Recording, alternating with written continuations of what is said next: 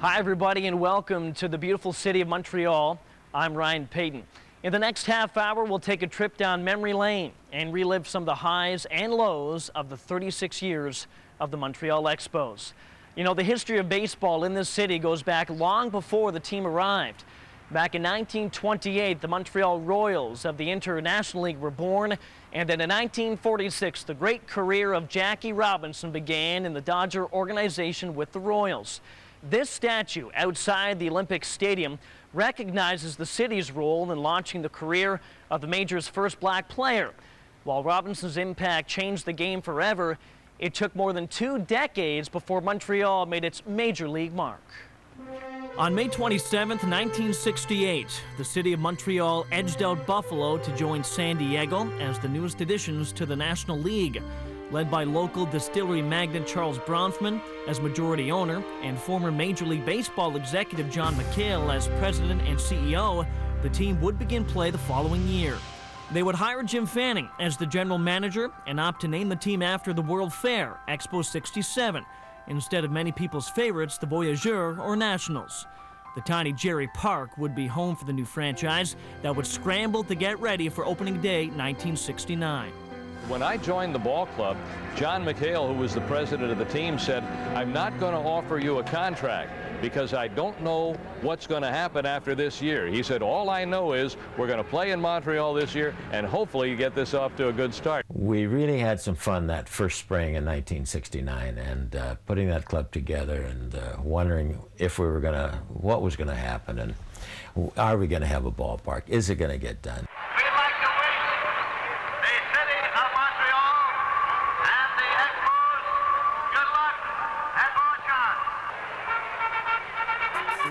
On April 8, 1969, the Montreal Expos were born. An 11-10 win over the eventual world champion Mets had the New York tabloids pondering how this could happen.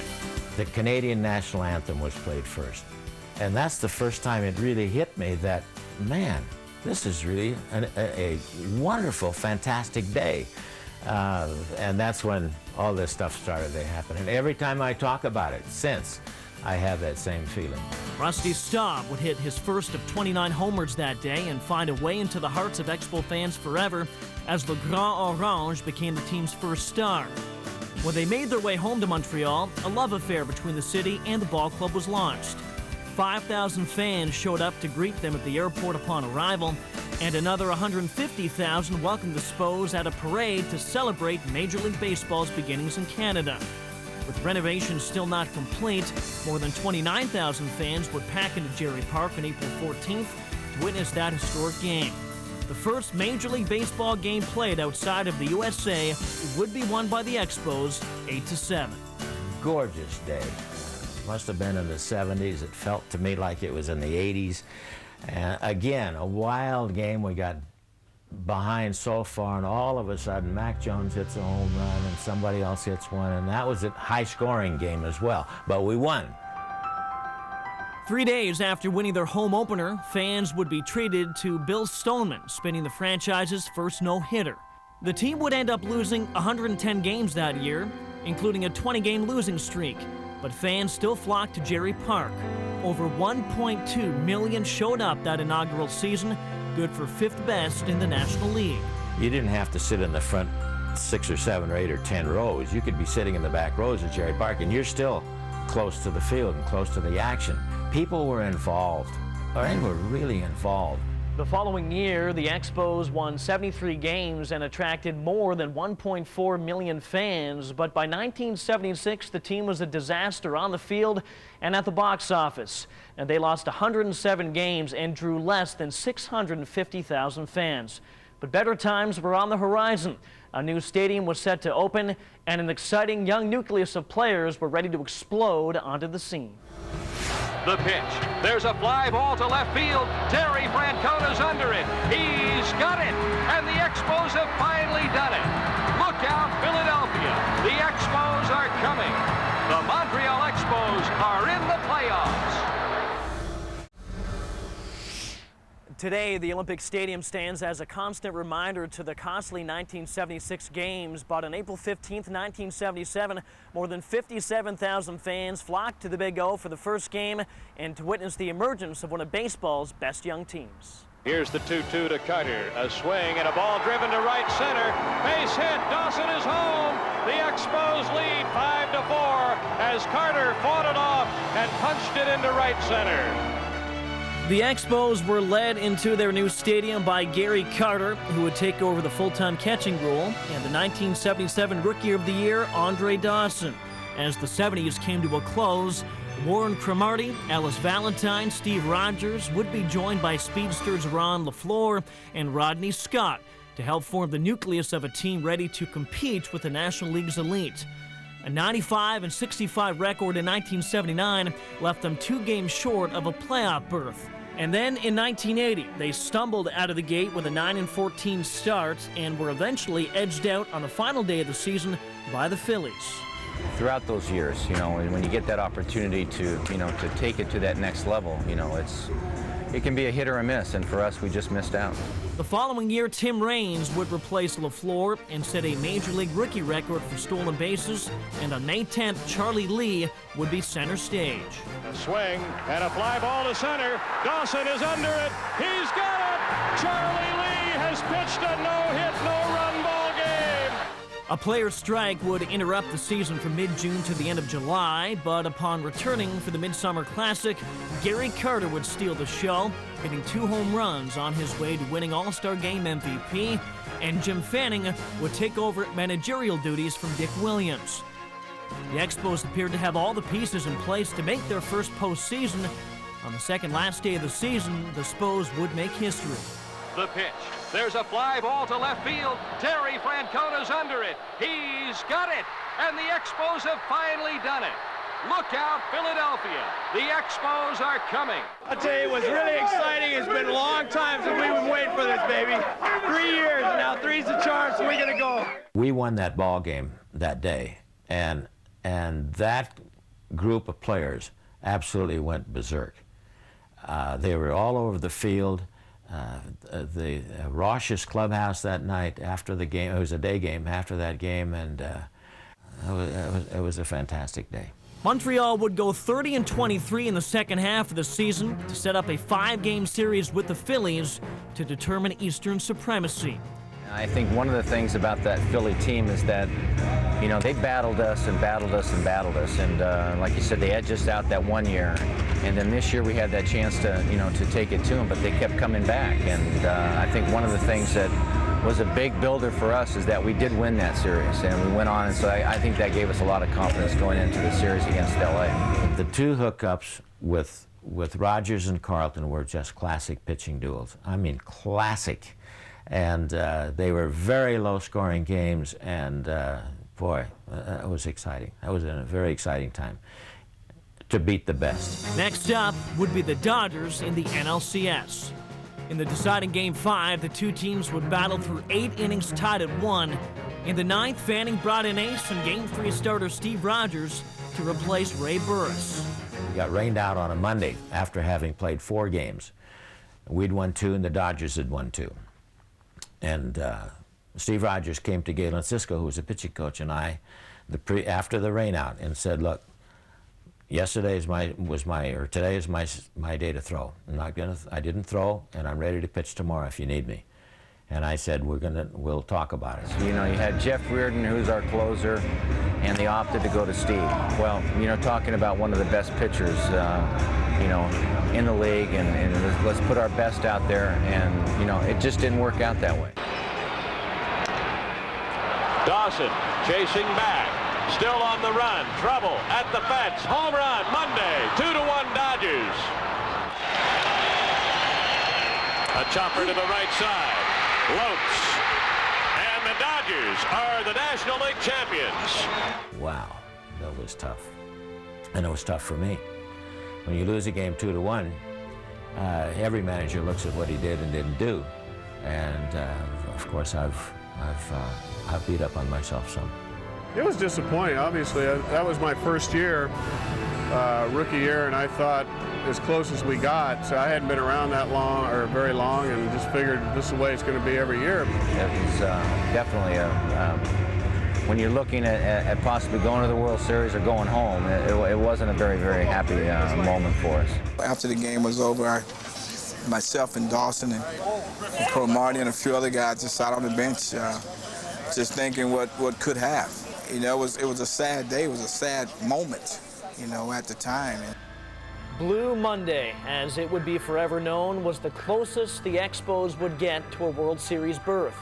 When they returned the following spring, the nucleus of the team remained intact, but clubhouse discontent and off-field problems would contribute to a third-place finish. And that was a year of a lot of internal turmoil. That was a year of drugs, Timmy Raines having his problem. A healthy Timmy Raines wins the 6 more games. And you can look at his stats and see where he hit 300. But boy, if we'd have had a healthy Timmy Raines, he makes the difference. You know, I was turning 21, and, you know, as a young player coming up, trying to get used to your surroundings and not knowing which direction to go, a lot of times you choose the wrong direction, and I actually did that. It finally happened that Tim Raines called me and said he couldn't come to the ballpark on one night. And then I sent our club doctor and our traveling secretary out to his place, and he was really hurting. And it was not long after that we sent him to the Betty Ford place. It made me mature, you know, a lot sooner than maybe I wanted to, but I had to, and it made me a better player and a better person. The team would slowly be dismantled. Fanning would be replaced midway through the 1984 season, and Carter would be dealt to the Mets that offseason. After 13 years, Steve Rogers won just 2 games in 1985 and called it a career. Andre Dawson was allowed to walk away as a free agent following the 1986 season. I'm disappointed that we didn't get to where we thought we should have, and that was winning a World Series championship, but have a lot of great memories from early 80s. In the early years after I left, and I saw the way things were going, I really hurt. I hurt inside bad. I mean, really, really bad. I think the sad thing is that we never got to that point where we wanted to get to, and that was to be world champions. Despite losing the nucleus of the 1981 team, the Expos remained competitive. Hubie Brooks was acquired in the Carter trade, joined Andres Galarraga and holdovers Tim Raines and Tim Wallach to lead Montreal to a 91-win season in 1987, a year they attracted more than 1.8 million fans. But as the decade came to a close, there were dark days ahead. There was a full realization that Bronfman and Webster's and all these people have gone, and new people are not trying to run this thing on a shoestring. While attendance at the Big O has suffered in recent years, in the 1980s the team averaged more than 1.9 million fans per season, and the decade would end with one final push to the playoffs. On May 25th, 1989, the Montreal Expos were 23-23 in the midst of the NL East race when they made a blockbuster trade for lefty Mark Langston. Going to Seattle was a package of young players that included Randy Johnson. Langston would go 12-9 with Montreal, but the team could do no better than finish 500, 6 games back of the New York Mets. Off the field, a major change was about to take place in the front office, as original owner Charles Bronfman was looking to sell the team. He got very discouraged with the players. He became very discouraged with not winning. And finally, he said, there's got to be other things that I want to do. The first thing that went through everybody's mind is, you know, my God, the richest man in the country, and arguably the country's biggest baseball fan, doesn't want to own the Montreal Expos. I mean, the first thing you look at is, hey, what's wrong here? On June 13th, 1991, the Expos were sold to the city of Montreal and a group of 13 private investors headed by Claude Brochu. The ownership uncertainty caused the team to draw under 1 million fans for the first time in 15 years. And now the Expos went into a hand-to-mouth existence under Claude Brochu and the limited partnership. And yeah, I mean, there was no doubt then that, you know, the golden era of baseball in Montreal, over. I think that's where things started to go to the point where we're at now. On the field, despite losing 90 games, there was still reason for optimism. A little over a month after Brochu's group took over, Dennis Martinez made history. 1-2 pitch.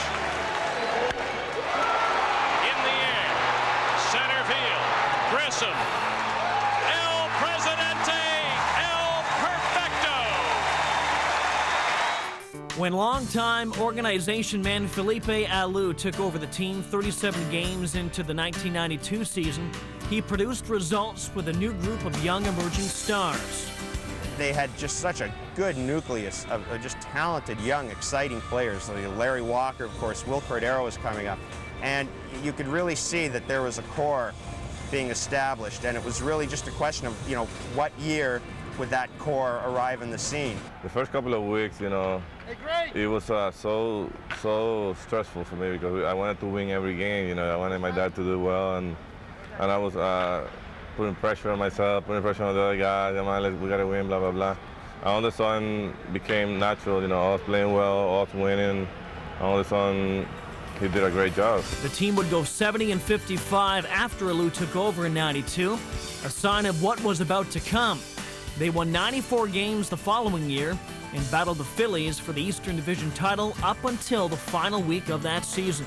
Looking back, and I've often thought this now, 94, we knew there was going to be a labor stoppage. What would have happened if the Expos had won in 93, had actually managed to get over that last hurdle and get past the Phillies in 93? 1994 was supposed to be the culmination of their rebuilding. They were a young, star-studded team ready to compete for a championship. Earlier this year, I'm in San Diego, and I'm talking to Bruce Bochy, the Padres manager. And we're doing an interview, and at the end he says, "You used to be in Montreal, right?" And I said, "Yeah." He said, "God, I got to tell you, that '94 team, that's the best team I've ever seen." And it still comes up. You still hear people say that.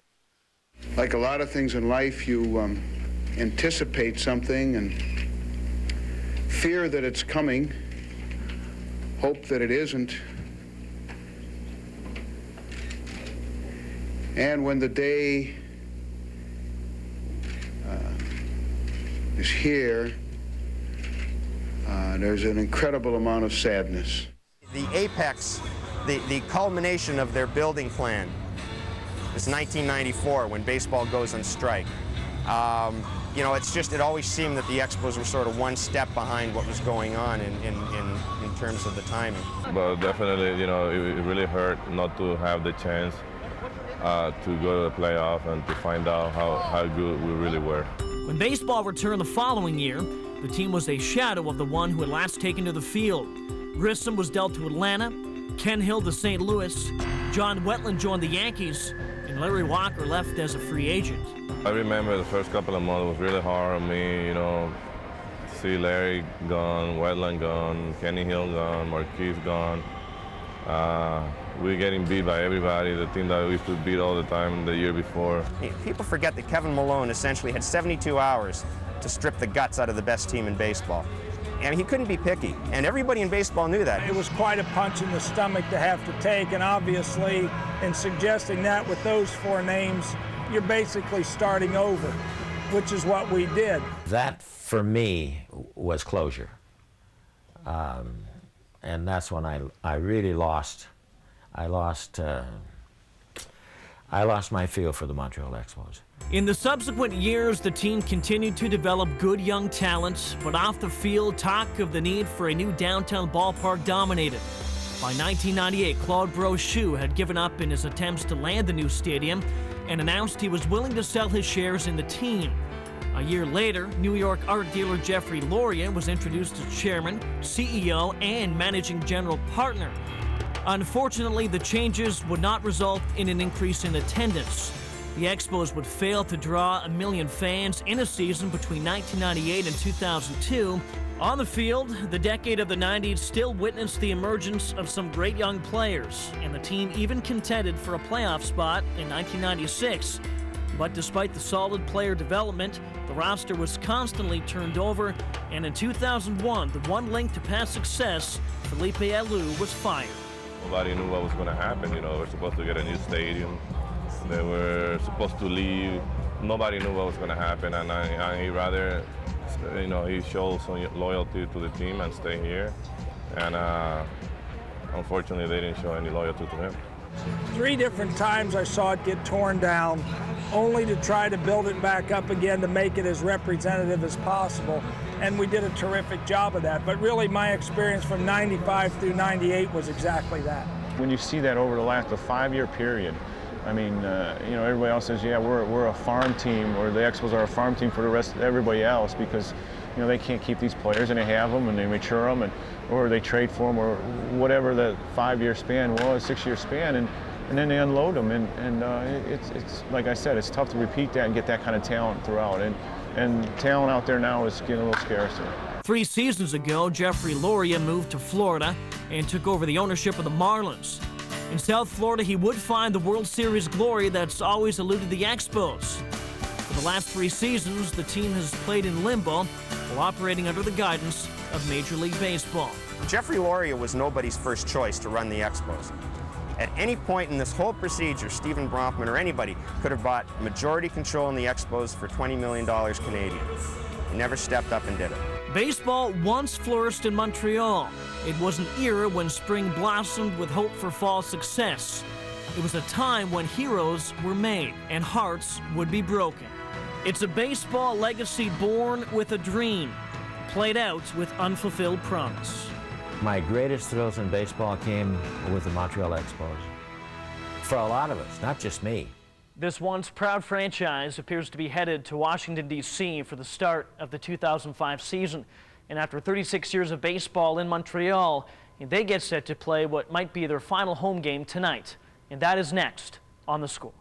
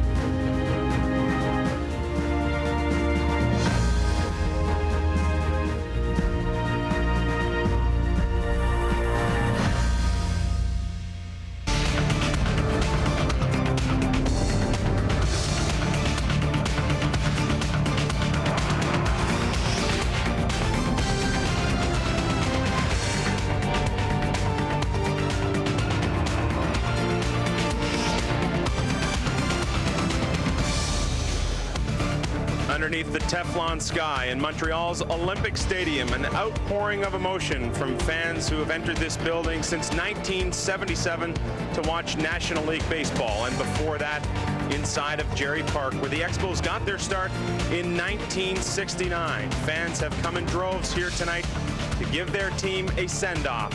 One final send-off from Montreal. Hello, everyone. Sam Cosentino along a little later with Rance Mullinex. And if you have not already heard the official announcement made this afternoon, as Montreal Expos president Tony Tavares made the announcement that everyone thought he was going to make, that the Montreal Expos franchise will be relocated to Washington for the start of the 2005 season. For more on that story, let's get you downstairs to Ryan Payton. Joined now by Tony Tavares, the president of the Montreal Expos. You and I sat here at the exact place back on Friday. At the time, you said to me the team is about as close as it could be to relocating. We now know that it's official. They're going to Washington, D.C. Just tell us how you felt at that time that you knew they're not coming back. Well, you know, it was an exceptionally tough day here. I've grown attached to the staff here. They've done a wonderful job under very difficult circumstances. Many of the Canadian people here, almost all of them, in fact, cannot come to Washington, D.C. with the team. And so they know that this is the end of the road. I feel very, very badly for them. I feel badly for the fans here in Montreal and their inability to continue to see baseball. And, you know, life is interesting because the sun goes down here in Montreal and rises in Washington. So for all the people that have lost, you know, have not seen baseball, in Washington since 1971. They get an opportunity now to have it return, and maybe this comes full circle here in Montreal at some point in the future as well. Let me pick up on that point. Sports is for pleasure. You play the game because you love the game, but this is a reminder to me anyway that sports is a business, and Major League Baseball is a business. On the business side of things, this is a good move, isn't it, for this franchise? Yeah, I mean, we're generating approximately $6.5 million of local revenue, equivalent of U.S. revenue. And bottom line, in Washington, you're going to do a minimum, even in an interim situation, at 10 times that. So it ends up being a good business deal. It means that the team can be more competitive because you can put more money into it. So, from a business perspective, this is easy. But it's tough to separate business from emotion on a day like today. Are you surprised, though, that they announced this decision right now because there's still no ownership group in Washington waiting for this team? It's still owned by Major League Baseball? No, it's almost like a Rubik's Cube here. I mean, it's very complex. You had to get your funding for a new stadium in place. You had to get that voted on this year. So they had to push the envelope on that. The relocation committee did a wonderful job in negotiating a deal that I think is fair to both parties in Washington. And bottom line, I think what's going to happen now is there's going to be an auction process for a new owner, and I think it placed baseball in a position of getting maximum value for the franchise. We've heard that the Expos were on the move for a good couple of years now. They avoided that for some time, avoided this contraction thing. Was there at any point this year when 2004 began that you thought, you know what, we're not going to get through this year in Montreal? No, I always felt that we'd get through. I mean, it's the issue for me is that, yeah, like I said, it's just an exceptionally tough day today. When you walk in the office, I was greeted by people crying, and that's awfully tough. That kind of really puts it into perspective. One last thing before I let you go. Tonight they're expecting 30,000 people. That'd be fantastic. 33 years ago tomorrow night, that was the Senators' last game in Washington at home. A couple of people went on the field in the ninth. Do you expect something like that to happen tonight? No, I really don't. I mean, we're in a position today where we prepared for the worst and expect the best, okay? And that's what you do in this business. But, I think Montreal is, generally speaking, very respectful. Is there that odd idiot that's going to try and make a statement? Of course. But I don't think in mass. I think this group of people, this crowd here, has too much class to do that. Well, it's a sad day indeed, but let's celebrate one final home game tonight. Thanks for this. My pleasure. All right, Tony Tavares. Well, I'm joined now by Rance Mullinax, and you and I were at the press conference today, and the mood was very chilling there. Yes, well, a very difficult and sad day here in Montreal, and you have to really feel for the employees here with the Expos. They've done a great job under very difficult circumstances, and I feel very sad for the fans, not only here in Montreal, but throughout all of Canada. Well, Rance, we've heard enough about the off-field stuff. Let's do everything baseball for the next 2.5, 3 hours. We're back with the first pitch after this.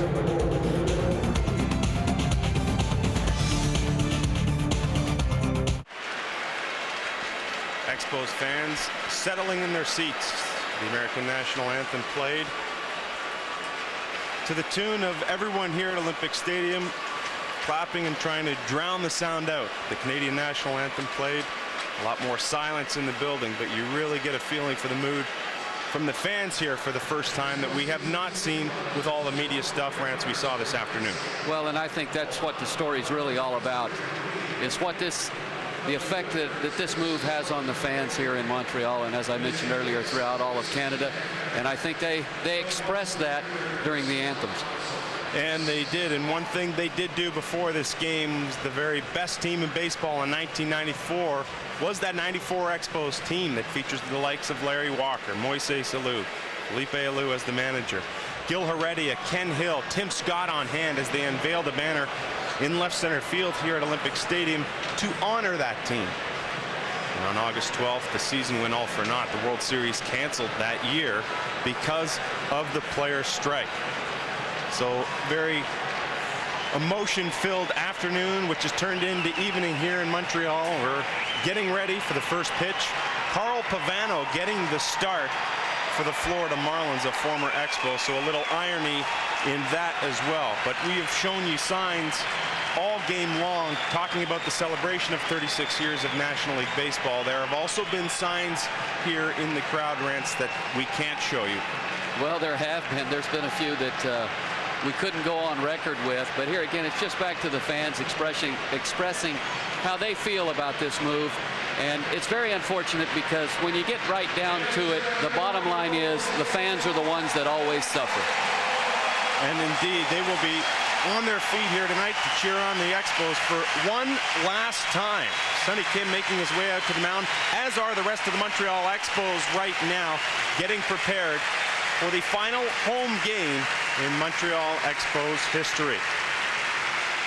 The starting pitcher for Montreal is none other than Sonny Kim, who we had the opportunity to call the game on Friday night against the Philadelphia Phillies. The longest outing of his career. He went 8 2/3, allowing 1 earned run.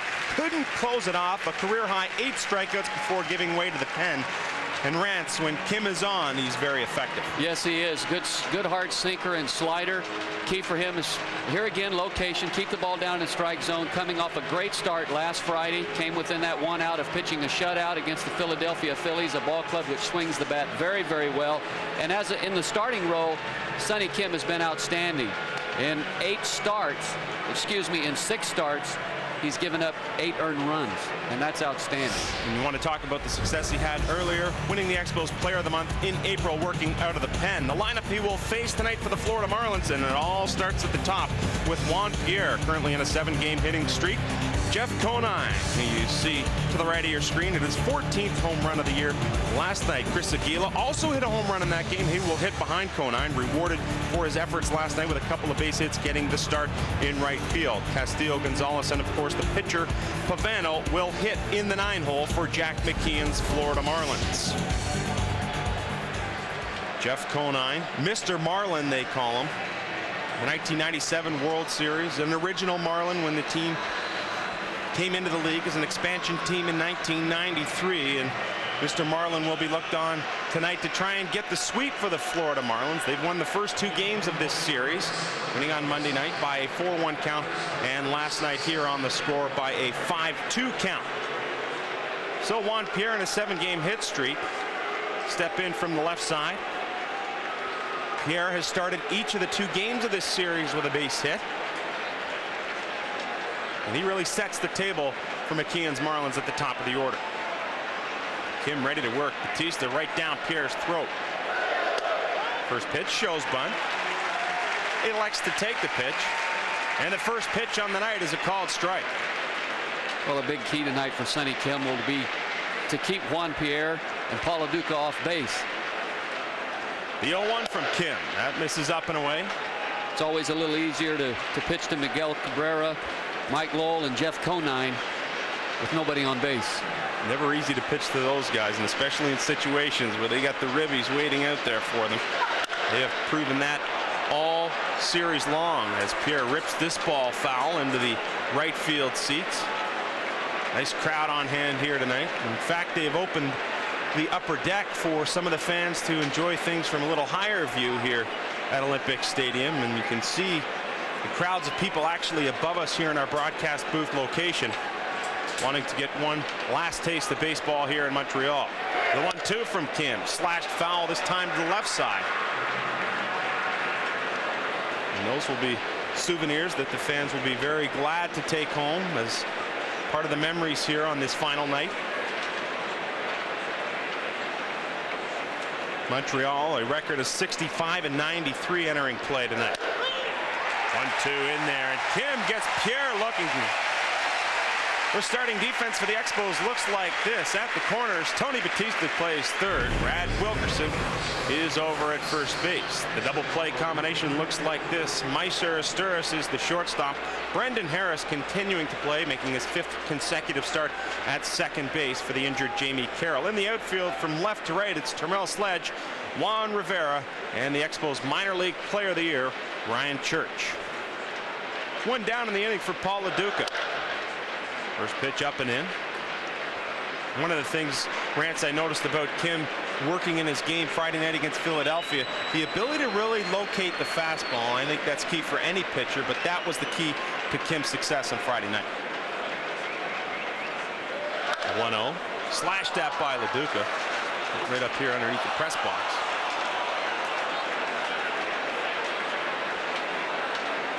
We talked about Kim, the longest outing of his career, 8 2/3. He had 8 strikeouts in that game as well. Also a career high through 93 pitches, but just couldn't get that final out. It killed Frank Robinson to have to come out and yank Kim from the game, but that was the best thing at that time. And Kim got a standing ovation from the crowd in the house here at Olympic Stadium. The Duke fouls off that pitch. Count 1-2. Well, back to Sonny Kim, you've mentioned that his location has been excellent. It was Friday night, and so far starting out this evening, his location's been very good. You know, Randy St. Clair, I didn't realize, but Randy St. Clair, the pitching coach for the Montreal Expos, feels like Sonny Kim has one of the best arms on the staff. Kim works that pitch low and away, a breaking ball that hits the dirt. LaDuca wants a new one, and he'll get it. Oftentimes, I think the tendency is to think of a pitcher that is primarily sinker slider to not be one that's overpowering, but Sonny Kim can definitely be overpowering at times. Sneak that fastball in there with great velocity. The 2-2 on its way from Kim. Hit to right field. Church giving chase into the corner on the run and makes the catch while meeting the wall at the same time. Good running catch there by the left-handed Ryan Church. 2 down in the inning. Well, Ryan Church, right-hander, hits the ball to right field. It's going to be slicing away from you, and he has to contend with the wall down there, but a nice job to get over there, stay with it, and make the catch. Here again, these big league outfielders sometimes make it look easy, but that was a fairly difficult play. Well, Rance, he was the Expos minor league player of the year, recognized more for his offensive abilities, but they're putting the defense on display as Miguel Cabrera steps in. How'd you like to have his skills at the age of 21? At any age, I'd like to have had his skills. I often wonder what it's like to play baseball with that type of ability just for one day, much less a career. Unbelievable, the numbers Cabrera has put up in a short time, and at that age it just seems so hard for so many guys to be able to pick up the game of baseball, to deal with the mental aspect of it, but Cabrera has seemingly done all that while putting up good numbers along the way. Well, sometimes some players are just blessed with so much ability that it compensates for lack of knowledge. And of course, that's not to say that he'll eventually, as he matures and the more that he plays, he's going to learn more about how to play the game of baseball and just get better because of that.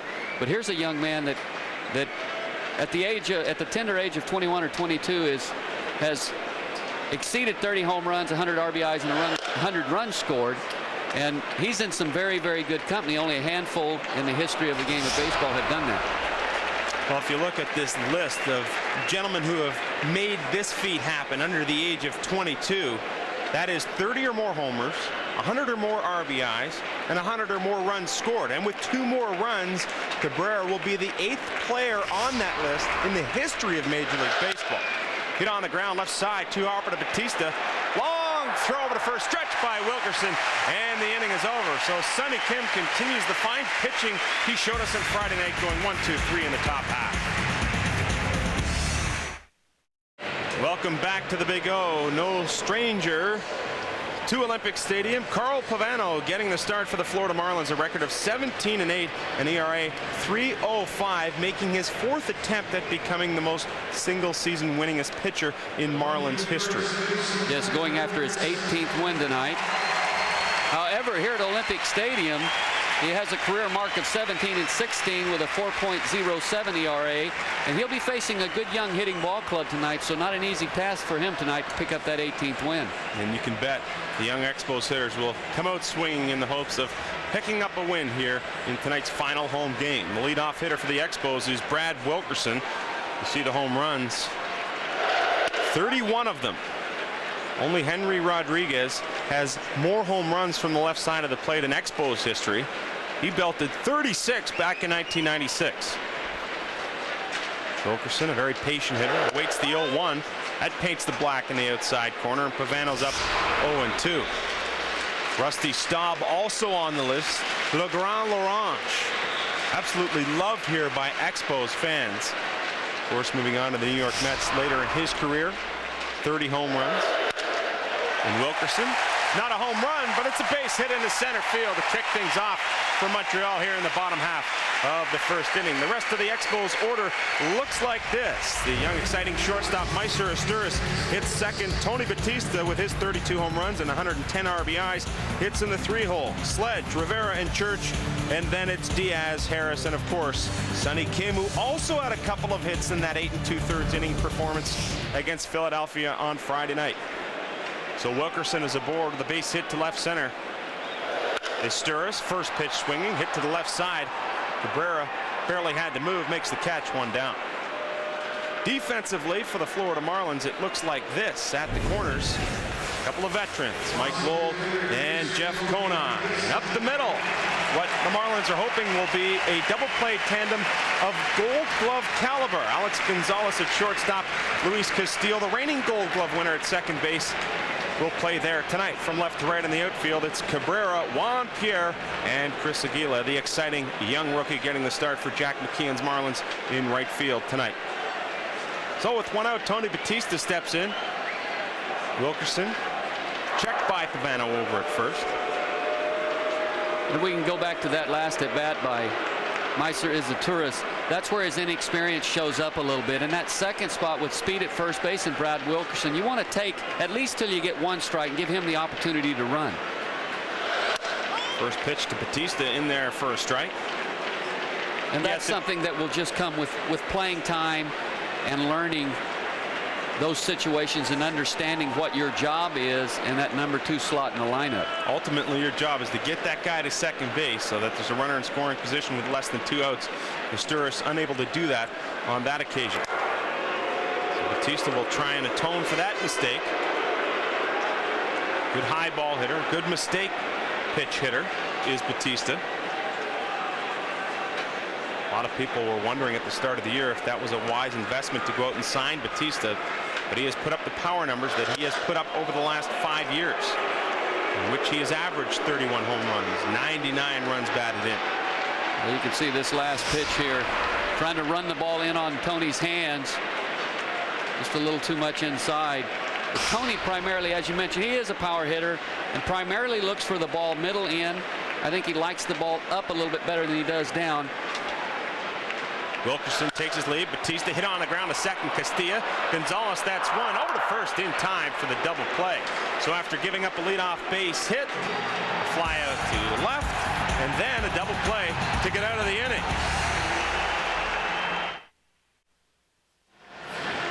Well, Rance, Frank Robinson was a guy who played his entire career very hard. At the end of last inning, Brad Wilkerson, another one of those hard players, goes in hard to second base, upsetting Alex Gonzalez. Well, he did. It's just a good aggressive slide, in which he's entitled to do.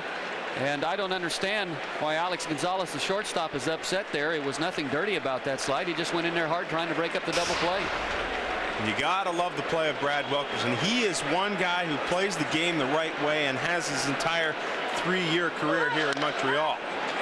Mike Lowell leading it off for the Marlins here in the top of the second. Swings at the first pitch. It's a foul ball. Keep an eye on that and see if anything further develops. Of course, at some point, Castillo or Gonzalez may get to first base to greet Wilkerson when they get there.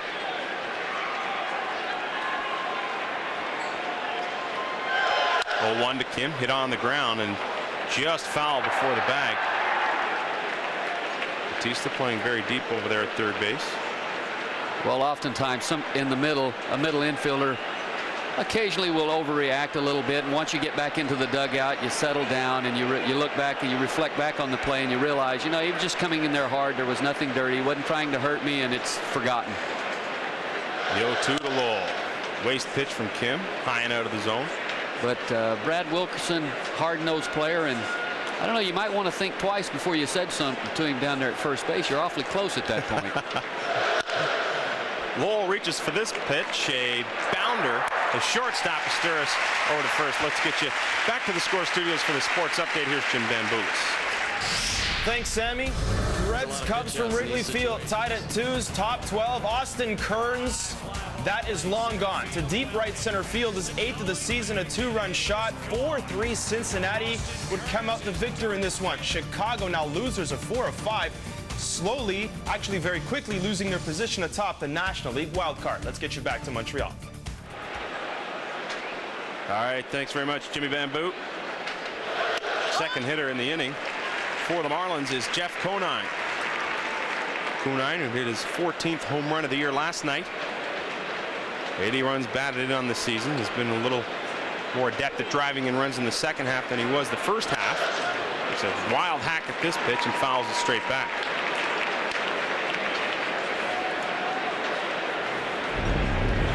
Conine putting his power on display. That pitch absolutely ripped into the stands. It went for his 14th off John Rauch. Well, Jeff Conine, a veteran of many years of major league play, and is a professional hitter. Really has an idea of what he wants to do at the plate. And when you make a mistake to him, he can make you pay for it. Been an outstanding hitter for a number of years. 1-2 on its way, and that breaking ball misses low and away. Well, Sonny Kim started in early in the count going hard, now trying to go away to finish Conine off. Just missed off the corner. But as we talked about so far tonight, he's been pinpoint with his command. Fans on their feet, slapping the seats. The 2-2. Right side and foul.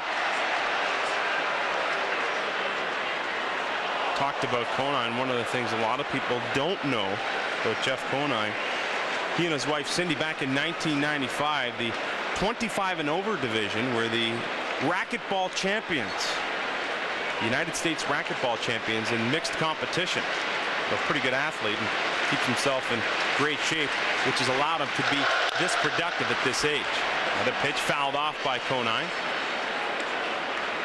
Well, it seems as if in this day and age, with the nutrition, the proper diet, the weight training, conditioning, that it's extended a number of players' careers that years ago you didn't see that often. 2-2 from Kim. Hit softly past Brendan Harrison into center field for the first Marlins hit of the game. Well, Jeff Conine just staying back here, stays on that ball quite well, is in a great spot, able to drive it into center field for a base hit, and that's what a veteran hitter will do. He got behind in the count, but he fought off a couple of tough pitches, didn't panic, didn't start trying to pull, stayed on the ball, tried to stay inside it, and the result of it was fought off a couple of pitches, found one he could handle, and singled to center field. Chris Aguila steps in. Very similar to the 1-2 pitch, was probably an inch or two more outside than that one. And Kim brought it in just a little bit to paint the outside corner, but he wasn't getting it by Conine.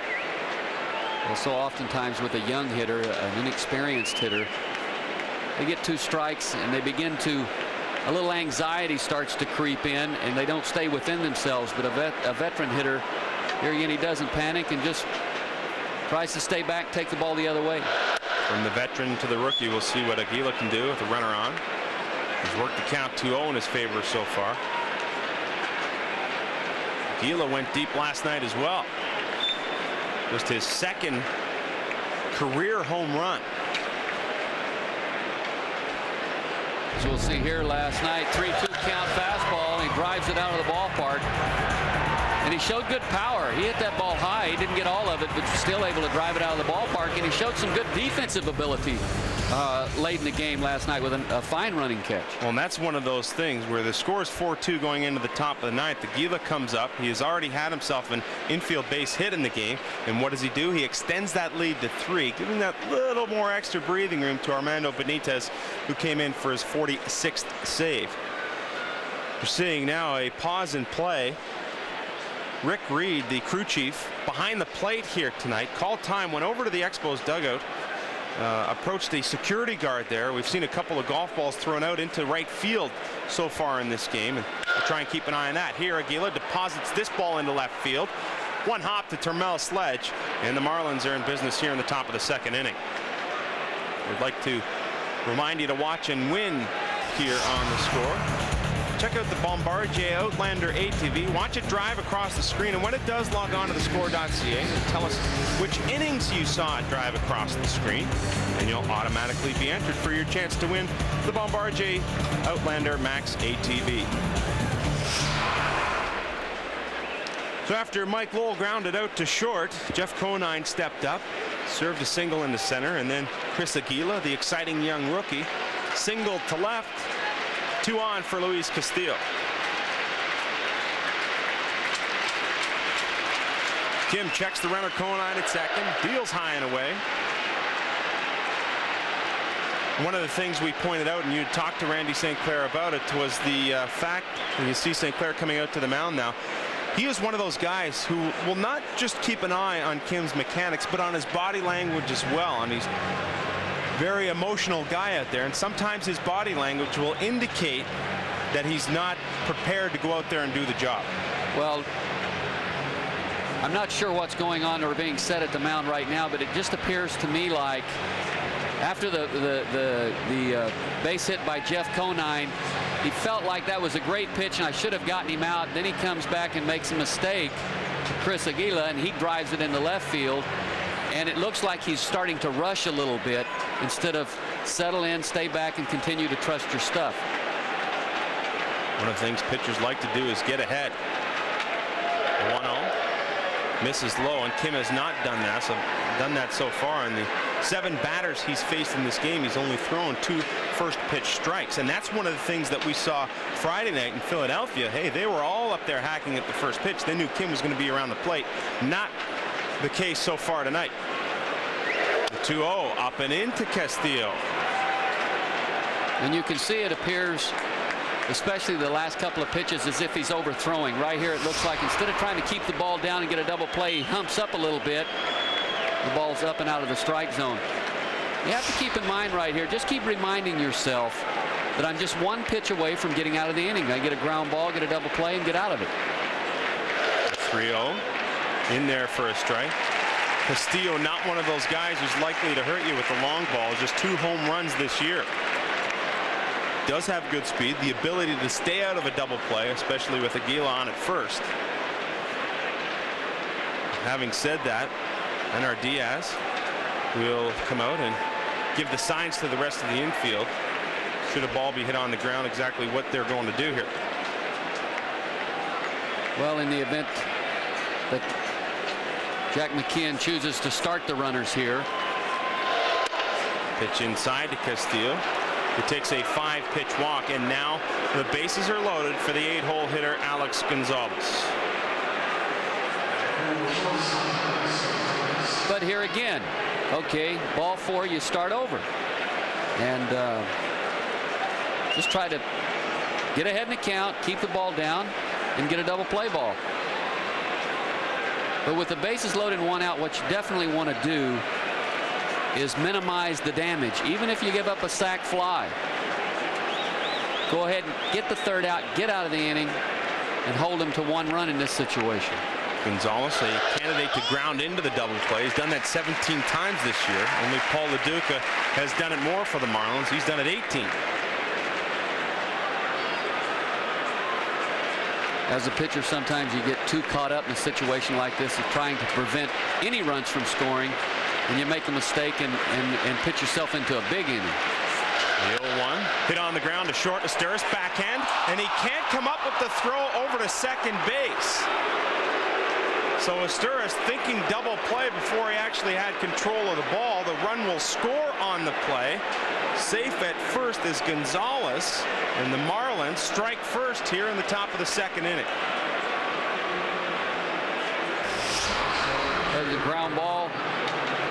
Not tailor-made double play. It was Izaturis had to range to his right, but still, nonetheless, I think if he gives the second baseman a good feed, they can complete the double play.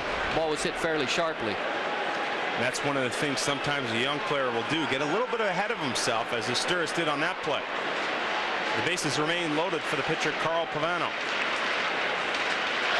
First pitch, big swing by Pavano, wanted to help himself there.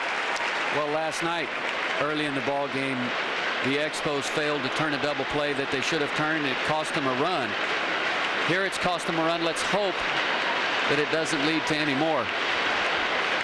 Pavano hitting 188, 12 hits and 64 tries. Another swing as Kim elects to go to the breaking ball on that occasion to get Pavano to chase. Well, this is just a pitcher's hack here, geared for the fastball and a breaking ball in the dirt. And really, you'd like to see Carl Pavano put the ball in play, get a double play out of this situation. If he strikes out, you're still going to have to face Juan Pierre with the bases loaded, one of the best hitters in the National League. You do not want to do that. Pitch hit on the ground, but foul by Pavano. And there has been times this year, more often than not, when Expos pitchers have taken a hitter off, if you will, in facing the opposing team's pitcher. We saw it with Ishmael Valdez last night, who got himself a couple of base hits, able to help his own cause, who went on to get the win and improve his record to 14-8. Kim has Pavano behind 0-2. Pitch chopped on the ground towards the middle. Batista picks it up. Only one play. That's to first to get Pavano. But the run scores. Aguila makes it 2-0 Florida. Well, give Carl Pavano credit. He did put the ball in play, and it led to an RBI and another run for the Florida Marlins. That's what can happen on occasion. Even a ball that's just put into play, as weakly hit as it is, because it was a chopper, Batista had no other options coming across the infield but to record the out at first base. And here's one of those big situations that come up in a baseball game that could possibly determine the outcome. 2-0 is not, you still got a long way to go, but 4-0 changes the complexion of the game. Here, looking to extend that hit streak to 8 games, and he has been the most prolific hitter in Major League Baseball since August 20th.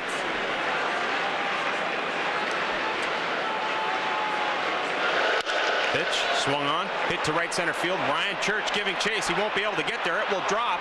Church picks it up on one hop. Both runs will score easily, and Juan Pierre has himself a 2-out, 2-run scoring double to give the Marlins a 4-0 lead.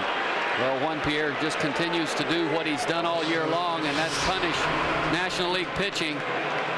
Bad location, ball in the middle of the plate, a little up, and a hitter like Juan Pierre is not going to miss it. Big 2-out double, and you can see Sonny Kim is quite disappointed and let down.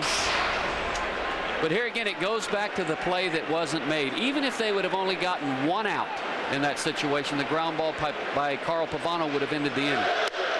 And instead, the error by Asturis allowed the inning to continue with the bases loaded, and the Marlins have taken advantage here in the top of the 2nd inning, putting up a 4 spot.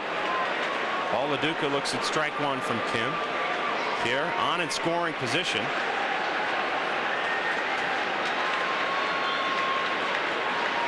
Kim gives him a look.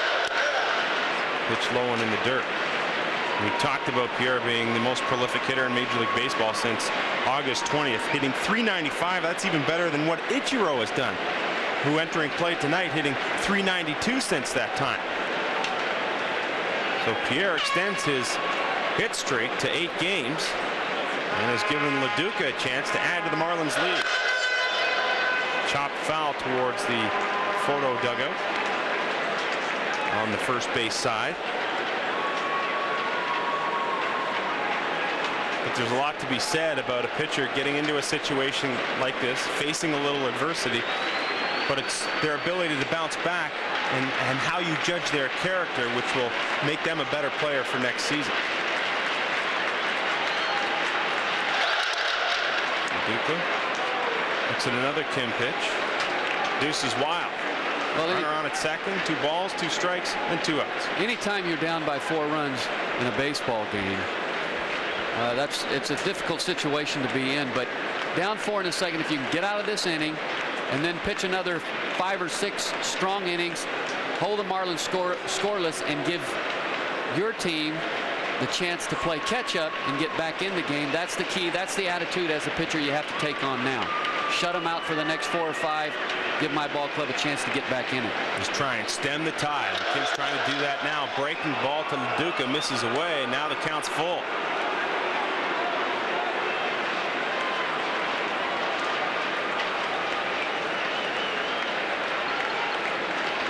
A very tough afternoon and tough evening so far here in Montreal tonight. The announcement of the relocation of the team, 4 o'clock. And Sonny Kim falling behind 4-0 here after 1.5 innings of play. The Marlins put up 4, thanks in large part to Juan Pierre.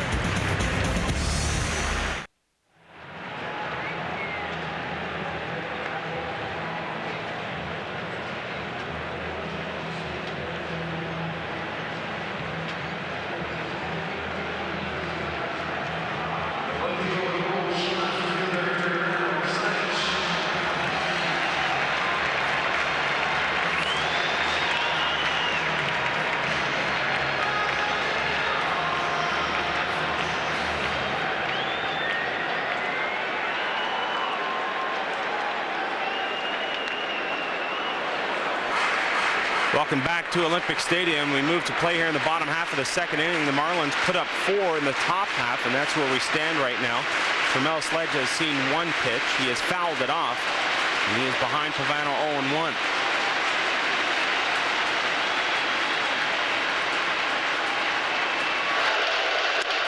Pitch misses up and away. You and I have talked about Sledge and how he has really come on after a terrible start to his major league career. Tearing it up over his last 18 games, hitting .338 with 20 runs batted in. Well, here's a fastball up. Just not able to quite get to it. Pitch misses away.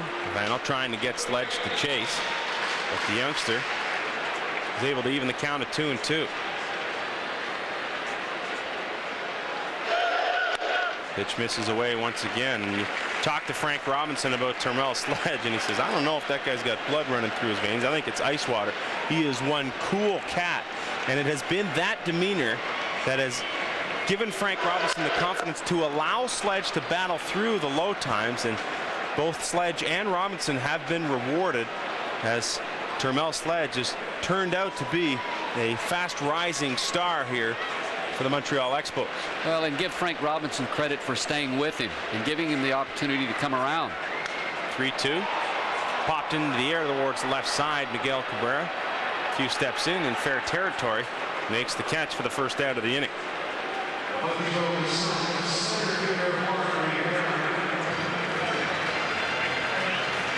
So we get a look at Juan Rivera for the first time in the night. The Expos had 3 hits in last night's game, and this guy had them all. 2 doubles and a home run. The 2-run shot is 11th of the year.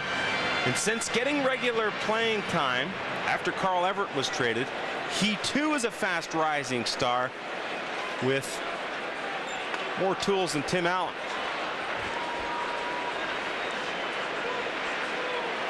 Well, a young man that can do just about everything that you look for on a baseball field.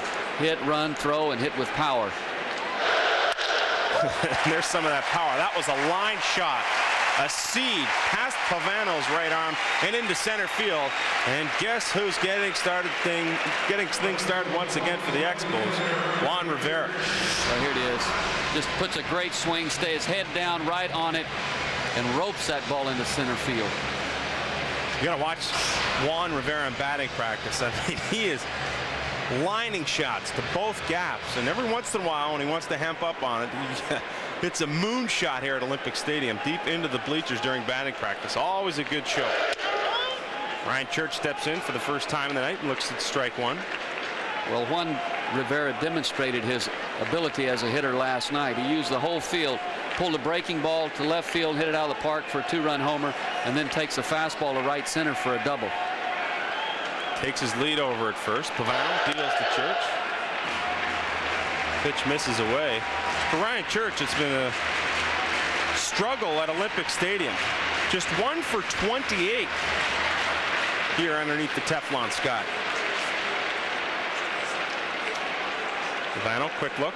Rivera on his way. All slashed foul left side and out of play.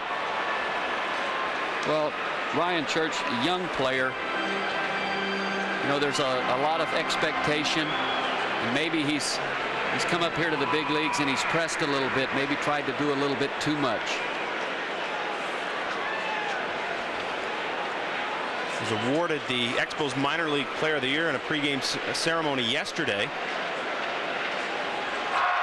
Pavano will check Rivera over at first base. 6 steals in 8 tries for Juan Rivera. Well, even being down by 4 runs early, Frank Robinson hasn't chosen to sit back and wait for it to happen. They're not going anywhere on that occasion, and Pavano misses low and away to Church. Go ahead, starting the runner, Juan Rivera, off of first base. And that was always, and that always has been, Frank's style, is to be very aggressive. Rivera, 1 foot on the turf lead. Pavano deals, swing and a miss. Strike 3. Ryan Church is retired. Our first Mazda hit for the cycle trivia question. Who is the Expos all-time hits leader? Tim Wallach, Tim Raines, or Andre Dawson? Log on to thescore.ca for your chance to win in our Mazda hit for the cycle contest. The first of 3 questions we will show you here tonight. And if someone hits for the cycle, hey, we'll give away 3 cars. If not, you'll be awarded one of our weekly prizes here in our final Expos broadcast on The Score. So Enar Diaz steps in with 2 outs and the runner Rivera on at first base.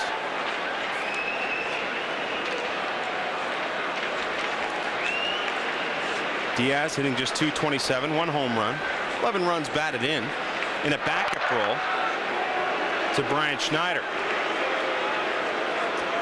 Talked to Schneider yesterday, really feeling the ill effects of all the travel and all the stress of being the player rep for the Expos. So Frank Robinson gives him a day off. Paul Aduca had called tied. That pitch will not count. And so Diaz getting the spot start against Pavano here tonight. Schneider was again bombarded with questions from the media today. He is responsible for disseminating any information that comes from Major League Baseball or the Players Union regarding the relocation, and I'm sure he's happy that is over with. Hit to left field on a line, but Cabrera there to make the catch, and the inning is over for the 2nd consecutive inning. The Expos strand a runner and trail 4-0.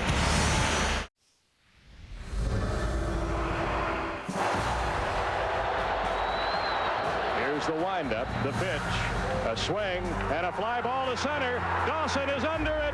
He's got it. Charlie Lee has pitched a no-hit, no-run ball game. The Expos are all on the field to congratulate Charlie Lee. There had been 2 previous no-hitters thrown in Expos history before that date, May 10th, 1981. Bill Stone with both of those. But that was the 2nd game of a doubleheader against the Giants, a game in which the Expos won 4-0. Charlie Lee pitching the 3rd ever no-hitter in Expos history, May 10th, 1981. Miguel Cabrera, the leadoff hitter for the Marlins here in the top of the 3rd inning. Florida leads at 4-0. All 4 runs scored in that 2nd inning. An error, 3 hits, and a walk compounding the problems for Sonny Kim in that 2nd. He'll try and rebound here in the 3rd.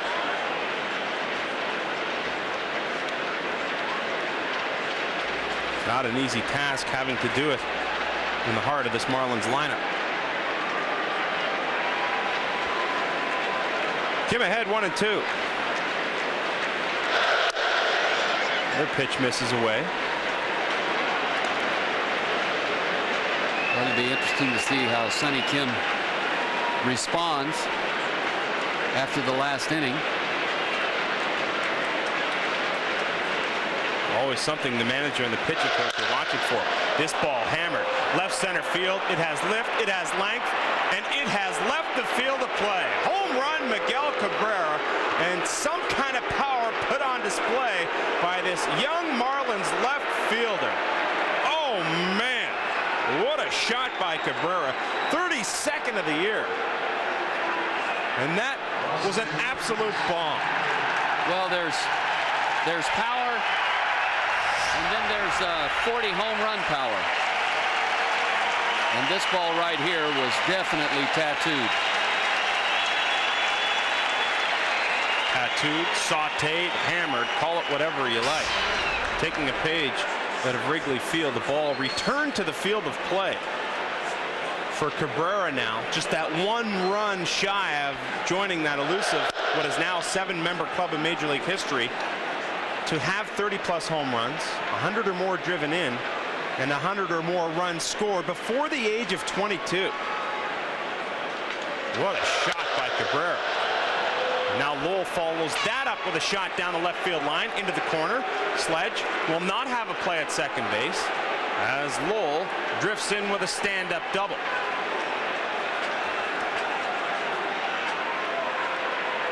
Well, Sonny Kim is going to have to get back to command. Another mistake. And this Florida Marlin lineup, they're a good hitting ball club, and you can't make mistake after mistake to them. You're going to, sooner or later, you're going to pay for it.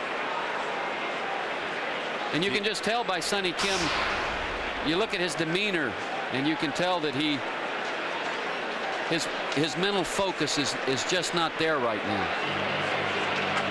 So Kim has given up 5 runs on 5 hits, and after Diaz's quick visit to the mound, Frank Robinson will now make his way to the mound as Gary Majeski is getting loose very quickly down that right field line in the Expos bullpen. Robinson will take a look over and accept the ball from Sonny Kim, who one start after going 8 2/3 inning while striking out 8, leaves this game in just 2+ innings, trailing 5-0 thanks to Miguel Cabrera. Well, for Sonny Kim, he goes just 2+ innings, allowing 5 hits and 5 runs. He is still responsible for Mike Lowell, who is on at second base. The new pitcher that will take the place of Kim is Gary Majeski, who was acquired from the Chicago White Sox in a trade that sent Carl Everett the other way. For Majeski, 0-1, 3.57 ERA. He's given up 12 runs, but half of those have been unearned. For Sonny Kim, he was victimized by an error back in that 4-run second inning, couldn't rebound from it.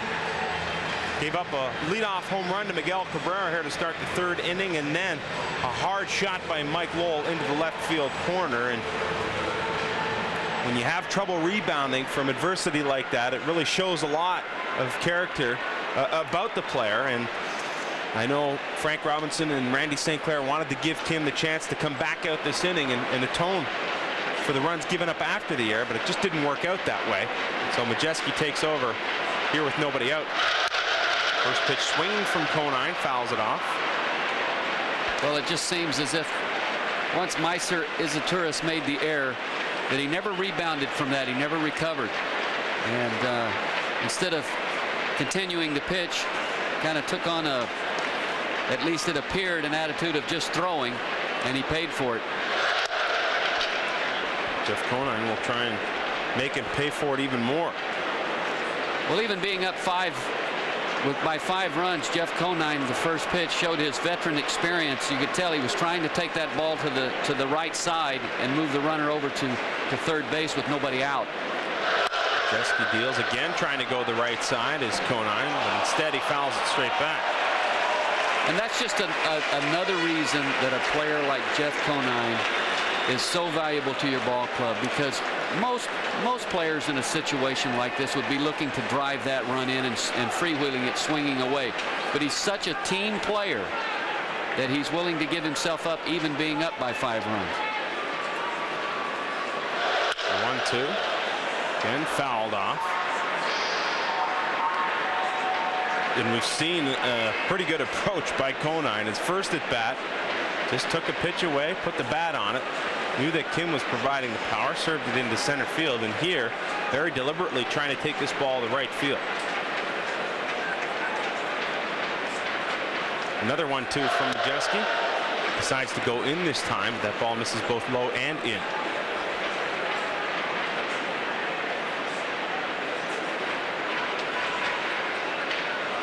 For Majeski, came over in that trade with John Rauch for Carl Everett.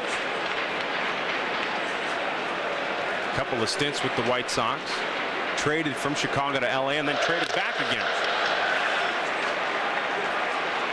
Was unable to find a permanent home in the White Sox organization, and Omar Minaya saw something he liked and made sure Majeski was part of that deal when he dealt Carl Everett away. Well, Omar Minaya has done an outstanding job of being able to find the right part, if you will, to go out and get, to keep the ball club competitive and solid and fill the needs. Time called on the field before the pitch was delivered. And another golf ball has come on to the field of play, and obviously a very dangerous situation, something you don't want to have to see happen. And second base umpire is Ted Barrett. Maybe it's a Pro V1, so instead he decides to put it in his pocket. Frank Robinson out there talking with Rick Reed, saying, hey, I don't really have any control over this, but this has happened a couple of times.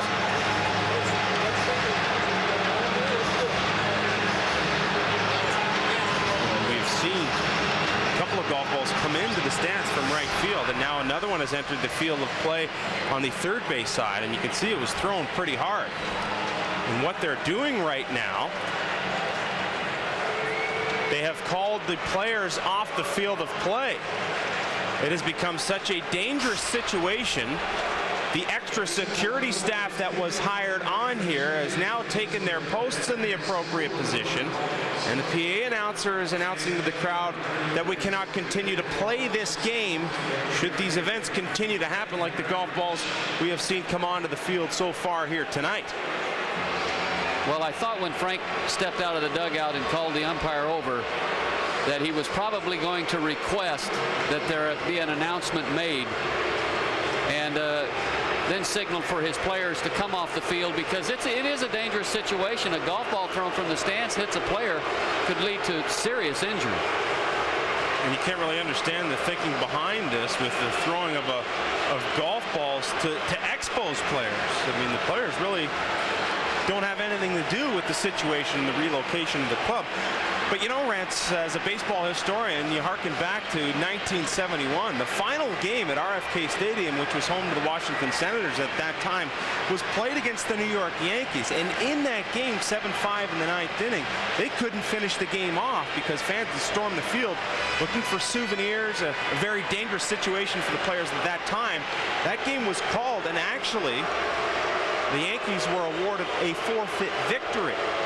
And there were some questions in the pregame press conference to Expos president Tony Tavares that if those types of things were to happen here tonight, what would the scenario be? And in the interview with Ryan Payton before the game, Tavares said, hey, we prepare for the absolute worst and hope for the best, and we haven't gotten exactly that type of behavior from the fans here at Olympic Stadium tonight. Well, it's unfortunate. It's an unfortunate situation simply because you have just a few who are doing something that's totally uncalled for and obviously potentially very dangerous that could ruin this night for several thousands of people who have come out to enjoy this ball game and give the Expos a nice send-off. And hopefully we can get the situation resolved and move on with the rest of this ball game and get it completed. After pulling the players off the field, the scoreboard in center field has a message both in French and English to say, hey, objects will not be thrown on the field. You'll be kicked out of here if you do that. Well, as the situation continues to try and be resolved, we'll send you back to the Score Studios for the sports update. Here's Jim Van Boots. Thanks very much, Sam. Milton Bradley, just to switch gears, has been suspended for the rest of the season. Fined an undisclosed amount after a bottle throwing tantrum Wednesday. A fan threw a plastic bottle at him, at which point Bradley lost it, yelled at him, and then threw the bottle in front row of the stands. Back to you, Sam and Rance. Well, thanks very much, Ryan. Crew Chief Rick Reed out there with Frank Robinson and members of the Montreal Expos, and very adamant about protecting the safety of the players in this situation. The blue-shirted security guards have made their way out onto the field, giving a presence to fans who might think otherwise of trying to jump onto the field. That happened here last night. And a couple of the other umpires have come out to join the fray now. Frank Robinson has made his way back to the dugout. And in this situation, the umpires have every right to do what they have done here tonight at Olympic Stadium. So while they try to continue to rehash what has happened, let's show you what actually happened to force this delay. During the middle of play, we've seen 2 golf balls come onto the field in right field a little earlier in the game as Ted Barrett picked that one up, and then with Mike Lowell taking his lead on between second and third, a golf ball thrown in his direction from the left field side. So we've seen 3 different golf balls onto the field of play here tonight, and as you mentioned, Rance, as far back as the seats are here at Olympic Stadium, that's a very dangerous situation. Well, it definitely is, and we've seen a couple. I've seen a couple myself coming from the left side over here, thrown out onto the field. And, you know, there's just, I can understand the emotion that's in the building here tonight, but there's never any excuse for throwing something on the field or for running on the field. And let's hope, like I said earlier, that they can get this resolved and we can get back to playing baseball and complete the game tonight. It would be a real shame that just a few ruin the evening for everybody else. 99.9% of the fans have come out here to watch the Montreal Expos final game, and they're being taken that privilege away right now. We'll take a short break, and when we come back, we'll try and have everything resolved here for you at Olympic Stadium.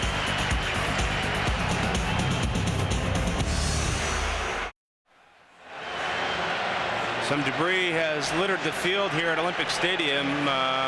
You see a water bottle there. A couple of golf balls have come out onto the field, which have caused a delay here at Olympic Stadium in the final game between the Montreal Expos and the Florida Marlins. Jack McKeon is now meeting with the umpires, and it was McKeon who had some very inflammatory comments about Olympic Stadium and the city of Montreal and the fans.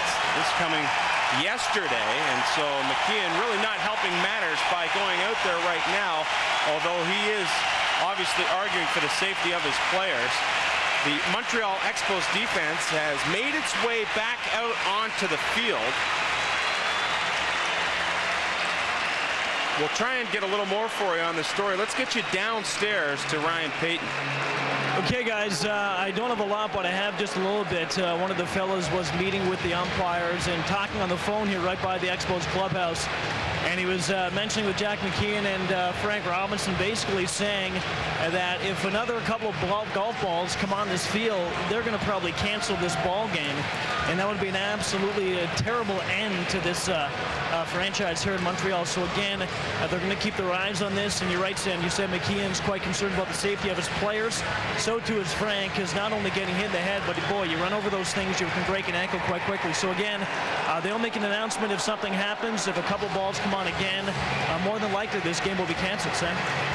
Well, thanks very much for your insight, Ryan. We'll continue to monitor the situation at field level. And again, if you're just joining us here, this game between the Montreal Expos and the Florida Marlins was held up for 10 minutes time, or a little over 10 minutes time, because of some golf balls that had entered the field of play from the stands. At that time, the home plate umpire and crew chief Rick Reed met with Frank Robinson, and at that time they had decided that, hey, we better pull these guys off the field, try and get a little safer environment here for everyone so we can finish this ball game off. We are in the top of the third inning. Sonny Kim has given way to Gary Majeski. A 2-ball, 2-strike count on Jeff Conine with runner Mike Lowell on at second base. Miguel Cabrera led off the inning with a home run. And where we stand right now, it's Florida 5, Montreal no score. Nobody out here in the top of the third inning.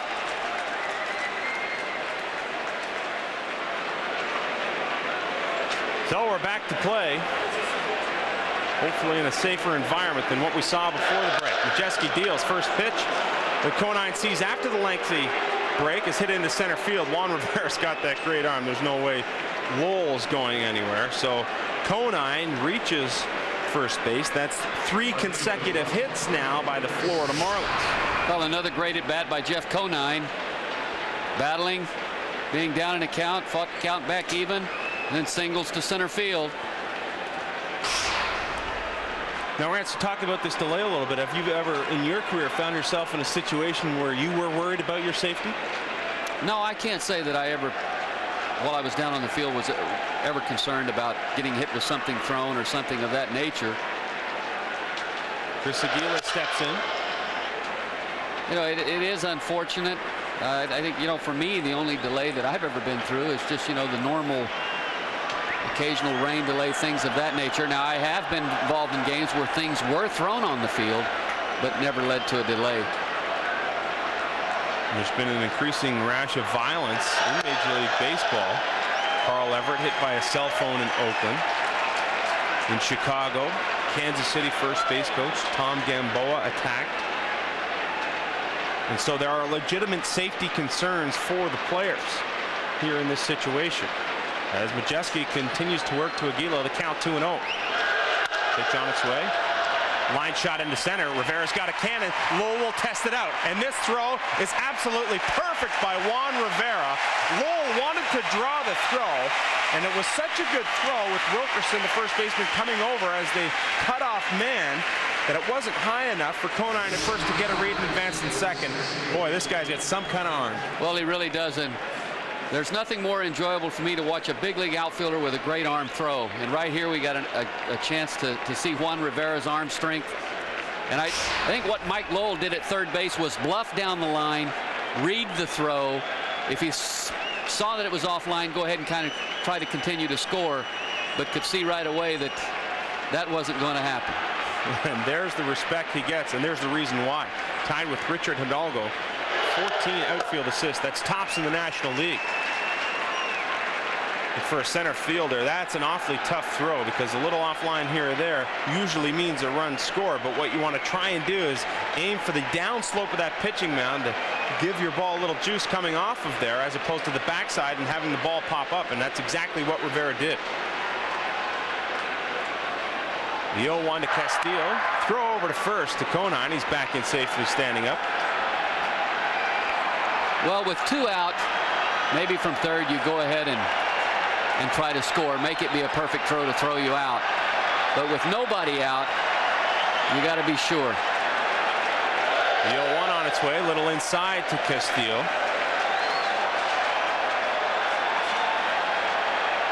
And Rivera not offline very much, but we have seen a couple of errant throws, and had that been the case there, and then of course Conine at first able to advance into scoring position with Lowell drawing that throw. Conine on his way now. Castillo slashes this ball foul and out of play. Well, Jack McKeon choosing to start the runner Jeff Conine off of first base. Try to open up a hole for the hitter. Stay out of the double play.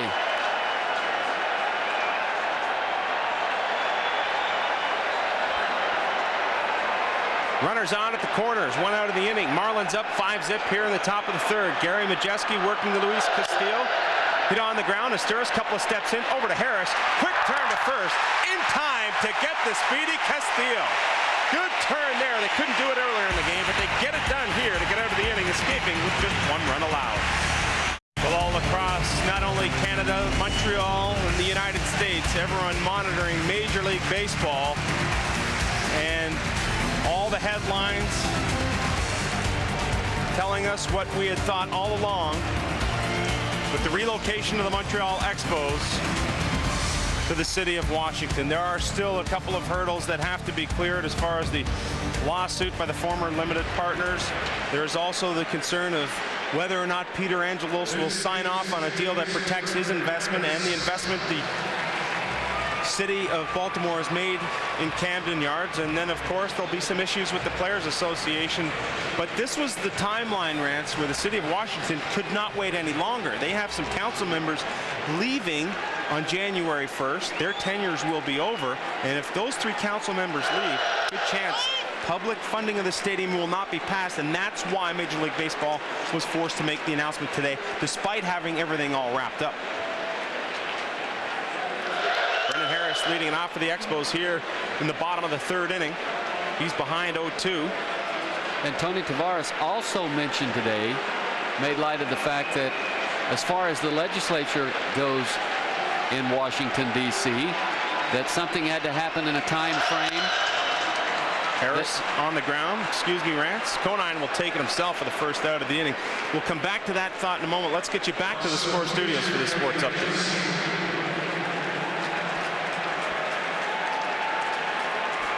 Thanks very much, Sam. We'll get you back out to Montreal in just a few seconds, but first let's update you on what's going on between the Angels and Rangers. Pick it up in the first, Jeff DeVannen. That's going to be a triple.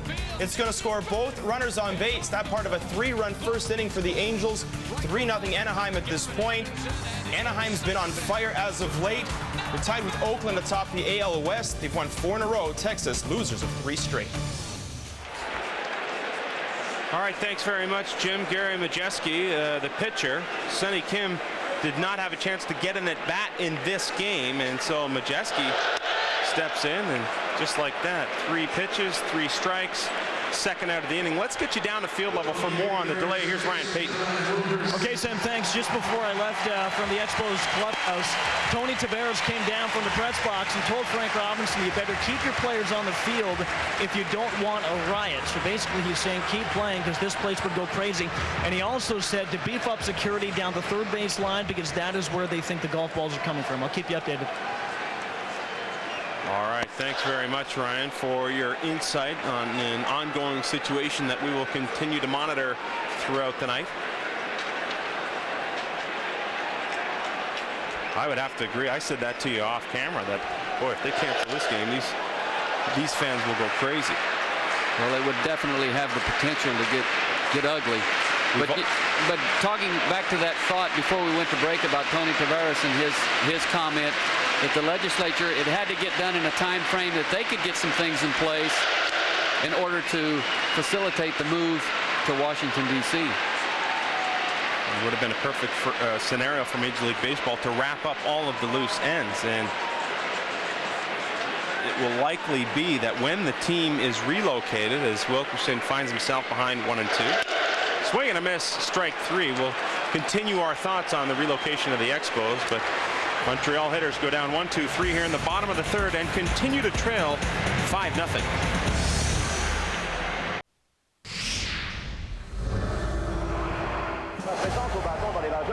Un triple. Il l'a jamais fait.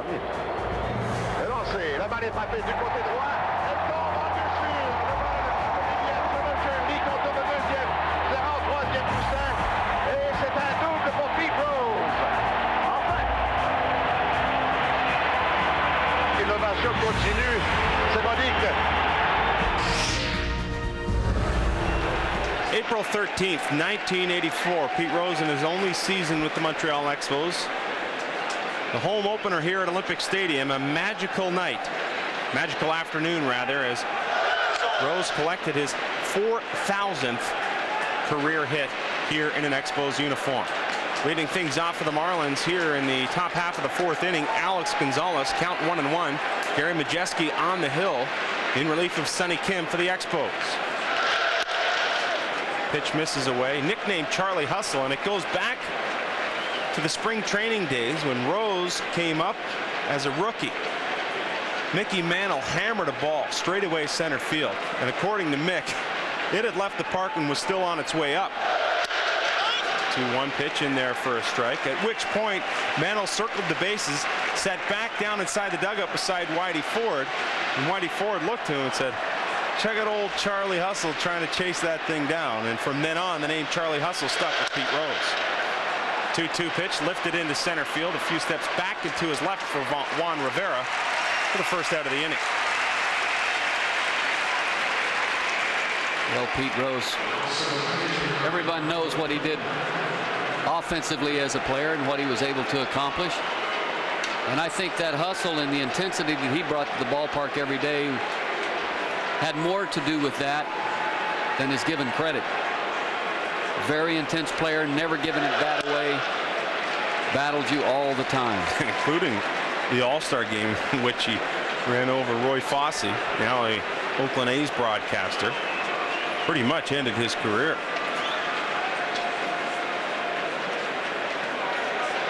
The 0-1, Pavano. Soft liner to Brendan Harris at second, and Majeski has come on here, settled in. Got the first 2 hitters he's seen here in the top half of the 4th inning.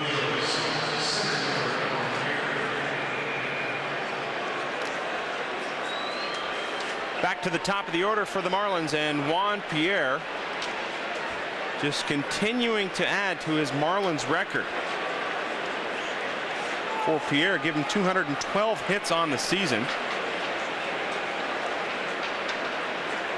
And we talked about it Friday night, but he has played in every single inning of every Marlins game this year.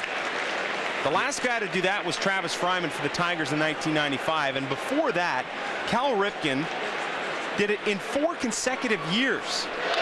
Unbelievable. It really is amazing what he's been able to accomplish, especially Cal Ripken was a big, strong guy. So was Travis Fryman. Although what Ripken did, you wouldn't expect anyone to be able to do. You'd think just through a nick or a bump or a twisted ankle or something of that nature, you'd miss a game. But Juan Pierre, playing down in that heat and humidity of Florida and being of slight build, I mean, he's not a big, strong guy. And it obviously, he's not tired. It hasn't affected him because he just continues to tear the cover off the ball. I mean, he's leading. He's got 211, 212 hits. As you mentioned earlier, he's hit 395 going back to August 1st, I believe. So fatigue not a factor for Juan Pierre. He is something else. What an addition he has been to this Florida Marlins team at the top of the order. 2-2. High fastball from Majeski.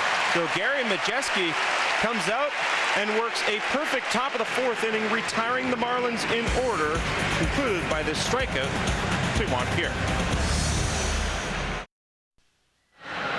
Just a small sample of the sentiment being put on display by Expos fans as they have come out to give this team a send-off. 36 years of National League Baseball will have gone into the books as far as the home portion of the schedule is concerned, and ironically enough, from here the Expos will travel to New York to take on the Mets in Shea Stadium, the stadium where it all started back in 1969. Back to baseball, bottom of the 4th inning. Meiser Asturis leading it off for Montreal. The Expos trail 5-0 thanks to a 4-run second from the Marlins. Asturis committed an error in that inning. Of the 5 runs that Sonny Kim allowed, only 2 of them were earned thanks to the error by Asturis. So he'll be looking to get on base and try and get the Expos on the board. Talking to Tom McGraw yesterday, as you mentioned, we're trying to get Meiser Asturis to take his hands back a little bit and load up a little bit better. Get on the ground to Hopper to Castillo over at second base, and 1 down.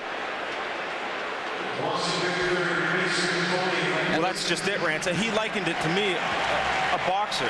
Do you start a punch from your chest and extend outward? No, you start it from your chest, bring it back, coil it, if you will, and then recoil with the punch. Well, in order to create a strong positive movement, there has to be a little bit of negative movement. So you have to load up good and get in a good, strong position to swing the bat. And you can see for Tony, he gets loaded up awfully early. He'll start with those hands towards his chest and then bring them back almost into the strike zone, if you will.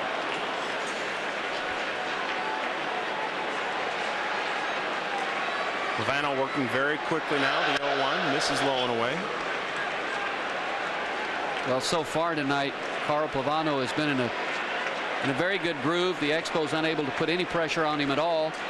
Just giving up 2 hits so far in the ball game and not run into any tough situations. Tony Batista, right field. No one expecting that. This ball drops. If one hops off the wall, Chris Aguila has it.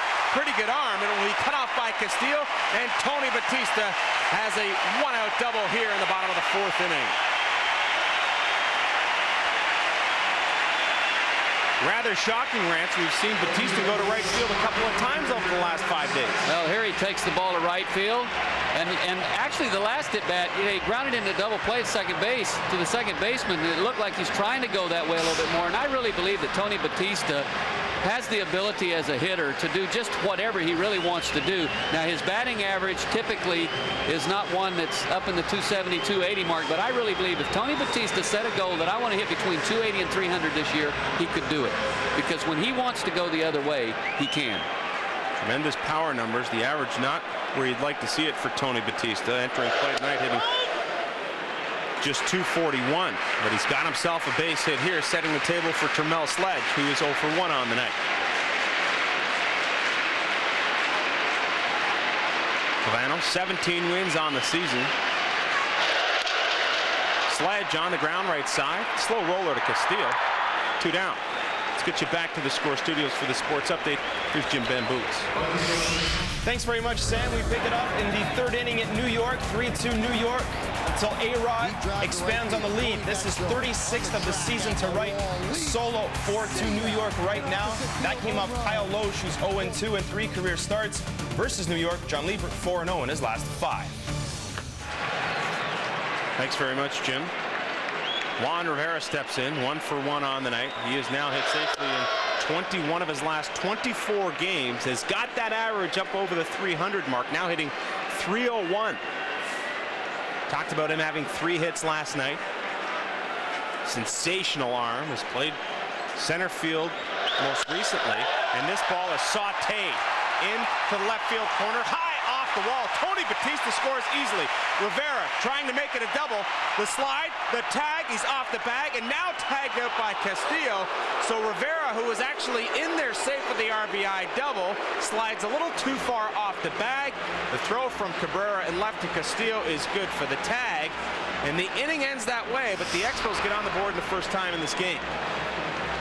Well, it looks like Juan Rivera didn't hustle right out of the box, and I think that if he would have, he'd have made it into second base with no problem.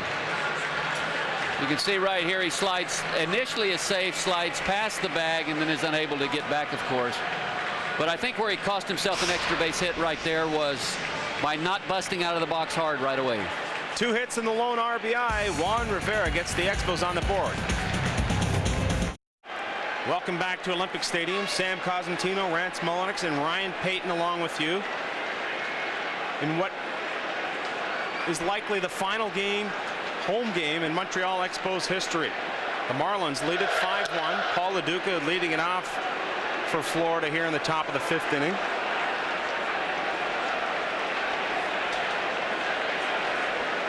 If you're just joining us, it's been a very emotional afternoon turned into evening. Crowds have really made their way out. Souvenir hawkers looking for Expos items. Possibly the last chance they may have to get those items. The announcement this afternoon of the relocation of the franchise to Washington. The game starting, a over 10-minute delay during the game. The fans have been very vocal. The wave has gone around here a couple times tonight. A lot of them have brought signs out to the game voicing their displeasure with baseball or their celebration of 36 years of baseball here in this city. And as far as the game is concerned, it has not gone according to plan for Frank Robinson's Expos. A 4-run second inning has enabled the Marlins to jump out to a 5-1 lead. LaDuca on the ground. Diving stop by Wilkerson. Hey, take it yourself. Nice job, Brad. First out of the inning, and Wilkerson, we've seen him play left, center, and right this year. Not bad picking it over there at first base. Well, for a player that doesn't have a lot of experience, and this is tough off a right-hander. It's tough to get a jump, but nonetheless, Brad gets a great jump. He's able to flag it down and make the play unassisted. Well, Wilkerson's been one of those guys who's a steady Eddie type guy as far as his demeanor is concerned, but I think this place obviously holds a very special place in his heart. It's where his major league career started, where he has blossomed into a player on the verge of stardom, and playing here in the final game at Olympic Stadium, I think the emotion is really starting to get the best of Wilkerson. We've seen him make that play. We've seen him get into involved in a little fracas with the middle infielders of the Marlins on a hard slide, taking out the second baseman on a double play. So he's fired up, and for good reason. One of the stars of tonight's show, Miguel Cabrera, a young Marlins left fielder, has belted his 32nd home run of the year, a shot to deep left center. He has also thrown out a runner, that being Juan Rivera, to end the 4th inning. 3-0 pitch in there for a strike. That's a gimme. Well, Gary Majeski has come in and really settled in and done a good job. As This pitch inside to Cabrera, who accepts the walk. Let's get you back downstairs to Ryan Payton for more on tonight's game. All right, Sam, you know, unfortunately, I wish I didn't have to kind of cover all of this stuff involving what could be a riot, but I got to tell you what, just downstairs underneath the stadium, and they've called in the riot police. A whole bunch of these guys, all full of the equipment and the shields, the mask, you name it. They filed into the room where we heard from Frank Robinson and Tony Tavares earlier on today announcing that the team is going to Washington in 2005. I tell you what, a lot of fans are here tonight. We know that, and despite what some people think, Montreal does love its baseball. It's a sports town, and hopefully this isn't going to get out of control, but if it does, hate to say it, wouldn't be the first time. Sam? Well, that's just it. Reading some of the articles in the Montreal Gazette by Red Fisher recently, he had touched on the Rocket Richard issue that caused a lot of problems here in this city. And you know how much they love their hockey. The baseball fans have been very passionate throughout their 36 years here as well. One out and one on for Mike Lowell. Lowell doubled and stranded back in the third inning. 1-0 pitch. Majeski takes a little something off and just misses away. Well, Gary Majeski fell behind Paul LaDuca to start this inning 3-0 and was able to come back and get him with some help from Brad Wilkerson. A great play at first base. Walked Miguel Cabrera and is now behind 3-0 to Mike Lowell with that pitch, and he just cannot continue to fall behind the hitters, especially these power hitters that the Marlins have in their lineup. Sooner or later, you're playing with fire, you're going to get burnt. Majeski checks the runner. Cabrera over first, deals to Lowell, paints the black. T.J. Tucker getting loose in the Expos pen, who's been a stalwart of late. The number's pretty good, 4-2 with a 3.49 ERA, as he continues to get loose for Frank Robinson in the Expos pen. Majeski deals this one, hit on the ground right side between first and second and into right field for a base hit. And with the infield playing at double play depth, no chance at all for Brendan Harris to get to that ball. And with that, a walk and a base hit. Frank Robinson will make his way to the mound, figuring this to be a very key juncture in the game. He's going to one of his best in the pen, T.J. Tucker. We'll tell you all about him when we come back. It's the Marlins over the Expos 5-1. Welcome back to Olympic Stadium, where the Expos trail the Marlins by a score of 5-1. Gary Majeski has given way to T.J. Tucker. Record of 4-2, 3.49 ERA. Good strikeout to walk ratio. He's allowed just 2 runs in his last 18 innings of work.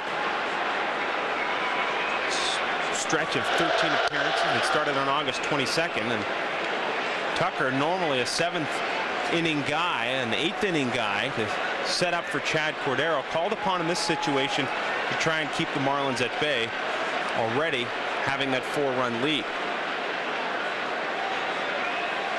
1-0 to Konine. Takes a little something off and misses away. Well, manager Frank Robinson, understanding the importance of the situation, being down 4 runs in the 5th inning, he's managing this ball game as if he can't afford to give up any more. So he went to T.J. Tucker to come in, and tough situation. Runners at first and second, having faced Jeff Konine, a very good hitter. Pitch hammered by Konine into left field. Sledge running towards the line. Scoring easily is Cabrera. And holding up at second base is Lowell. So the Marlins extend their lead to 6-1 on an RBI single from Jeff Konine. Well, here it is. Just fastball right in the middle. Konine doesn't miss it. Behind 2-0, T.J. Tucker had to come in. And you just can't continually pitch behind in the count to big league hitters. Sooner or later, you're going to pay. So there it is. Cabrera scores that elusive 100th run, becoming the 8th member in Major League Baseball history to hit over 30 home runs, score 100 or more runs, and drive in more than 100 runs before their 22nd birthday. Wow. some kind of numbers. And look at the company Cabrera now has. A-Rod, Ted Williams, Mel Ott, Albert Pujols. Pretty select group of fantastic Major League ball players. He's in some very select company. And if he continues, probably someday, many years from now, Miguel Cabrera will join several of those names in the Hall of Fame. Some kind of talent. The 0-2 to Aguila. Swing and a miss. Got a piece of it. Strike 3. 2 down in the inning for Luis Castillo. Well, here we go back to the swing. Good breaking ball down and in a very good spot. But that's what you can do when you get ahead in the count. You can get hitters to chase your pitch. You can get them to go out of the zone. You can change speeds, have them off balance out front. But when you fall behind, a hitter become very selective. Get ahead, stay ahead is the adage a lot of pitching coaches use. And we've mentioned it over and over again, not just in this broadcast, Rance, but in others before. Big league hitters are big league hitters for a reason. Castillo 0 for 1. He's walked. He's scored. This ball hit over the head of Brad Wilkerson into right field. Picked up there by Ryan Church. 1 run will score on the play. That's Lowell. Throw down to second. Hits Castillo in the butt.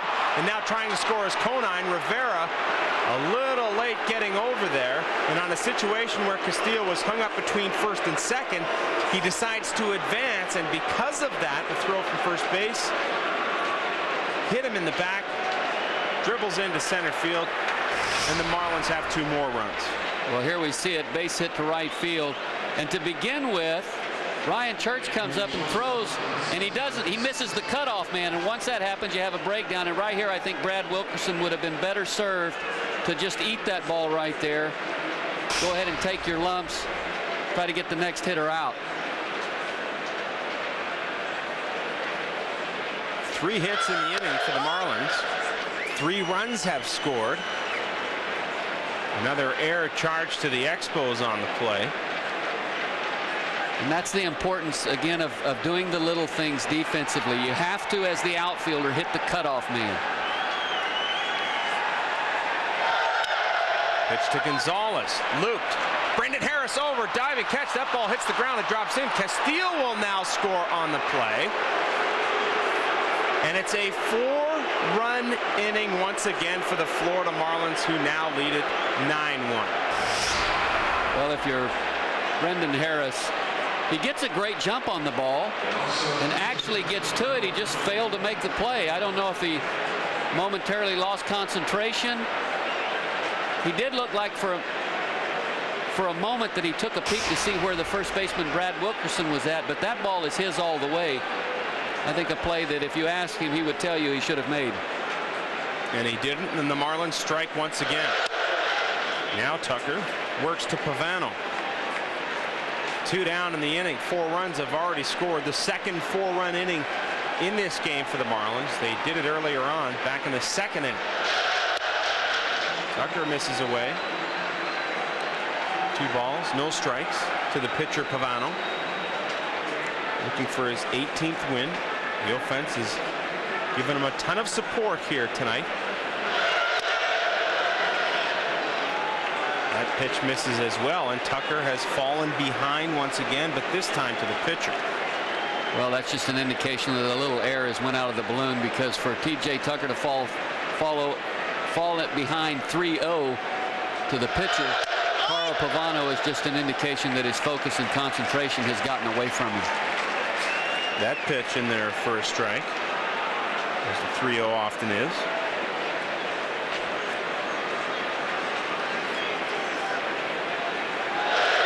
Tucker delivers, and Pavano fouls this ball off. The book is closed on Gary Majeski, who goes 2 1/3. Allows 2 runs, both earned on 2 hits, with 1 strikeout and 1 walk.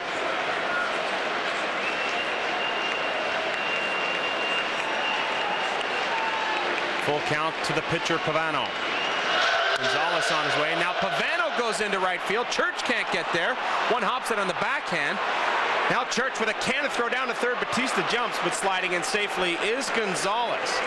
And when you fall behind hitters, they'll make you pay. And I couldn't agree with you more, Rance. T.J. Tucker has seemingly lost focus here. Yeah, there's another ball. You know, 3-2, just trying to throw a strike to the pitcher. And Carl Pavano was able to drive that ball into right field. And you can see that in this inning, the importance of defense. Just a couple of things that have happened out there that have kind of more or less turned this into a rout at this point for the Florida Marlins. Expos fans hoping to come in here tonight in the final game of this season, the final game and the final home game of this season, if you will. Hoping to send their team off with the win, and a crowd that was awfully fired up to start this game has gone silent here as the Marlins have taken a 9-1 lead. First pitch to Pierre, a strike.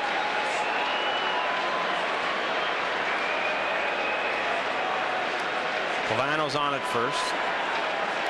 The runner across from him at third is Alex Gonzalez. Now Pierre lifts this ball towards the middle. Brad Wilkerson comes over and along that first baseline finally makes the catch. But 4 runs in, and now Florida leads at 9-1.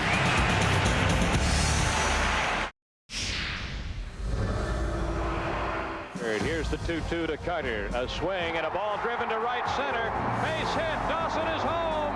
The Expos lead 5-4 as Carter fought it off and punched it into right center.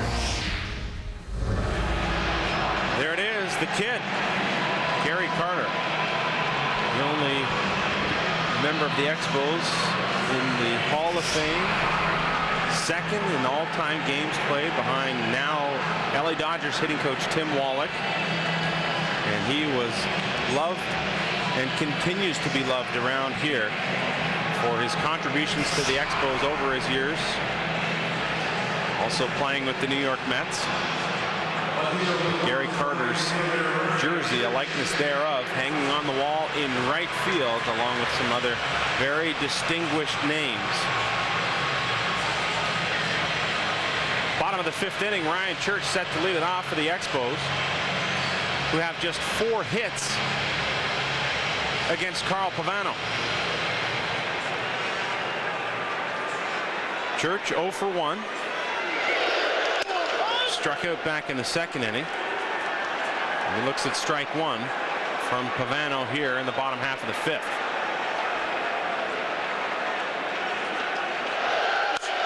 Pitch swung on and fouled off left side, out of play. Well, haven't gotten to see Ryan Church play a lot, but the one thing that stands out to me is it looks like he's trying to pull and do a little too much. I think if he would just take 3 or 4 at bats and try to go the other way. Hit hard on the ground. Castillo dives, can't come up with it underneath his glove, and into center field it goes. So Church earns himself a base hit. A very hard hit ball. Well, it was. But the one thing that stands out there is instead of trying to pull that ball, where earlier he would have, if he'd have been ahead of the count, he'd probably tried to pull it. He was just trying to cut down and hit the ball up the middle or to the opposite field. And I think if he would do that, you'll see it right here. He stays on this ball. It's in a pretty good spot in the middle of the plate, but down. But I've seen him take some swings where he was trying to pull that pitch. And there he stayed right in the middle of the field and had some success. Just his 2nd hit in 30 at-bats here at Olympic Stadium for Ryan Church. And it comes at a time when the Expos need it most, leading off things here in the bottom half of the 5th. And sometimes as a hitter, you have to recognize, okay, I'm pulling off a little too much. Let me take 3 or 4 at-bats and just try to go to the opposite field. And if you have the discipline to do that, sometimes it'll get you going back in the right direction. And we'll see if that at-bat and that base hit means continued success for Ryan Church, who's on at first. Enar Diaz lined out to left in his first at-bat in the 2nd inning. Hitting .258 since the All-Star break. After a first half that saw him hit just .197. Well, if you're a player in the Montreal Expo uniform tonight, being down by 8 runs, you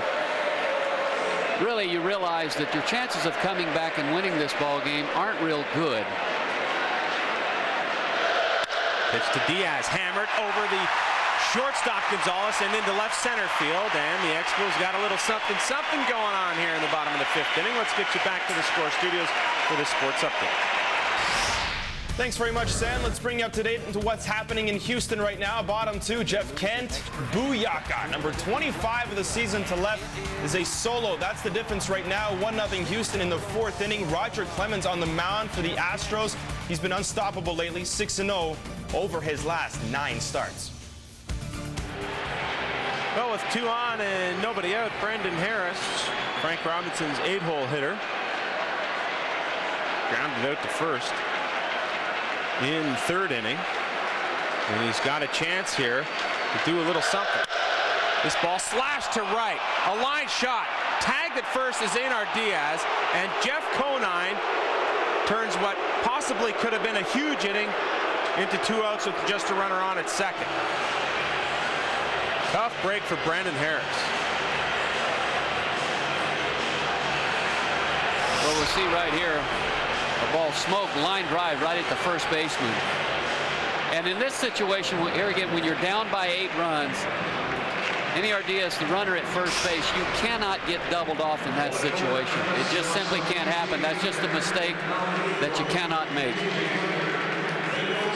So Church remains the lone runner on at second base with 2 outs. Frank Robinson has gone to the bench for Jamie Carroll.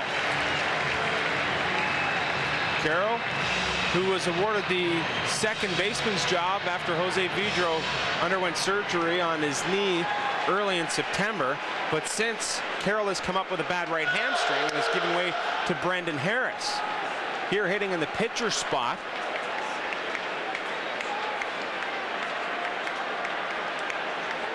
Has been one of the best pinch hitters for the Expos. 8 of 24.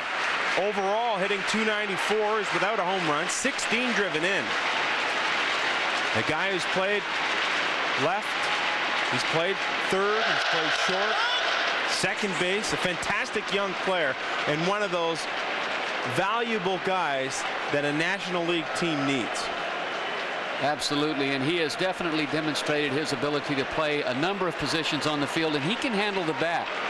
He really understands and knows how to play the game, knows what he needs to do in order to be successful personally and be able to contribute to his team and help his team win ball games. He's a team player, and if you have an opportunity to watch this young man play day in, day out, that stands out right away. For Carroll, 26 of 79 over his last 26 games, including 5 doubles. Needs a single here. This one pounded on the ground. Gonzalez picks it up after 2 hops over to first, and the inning is over. The Expos started off with a couple of base hits, but then a double play and a ground out to end.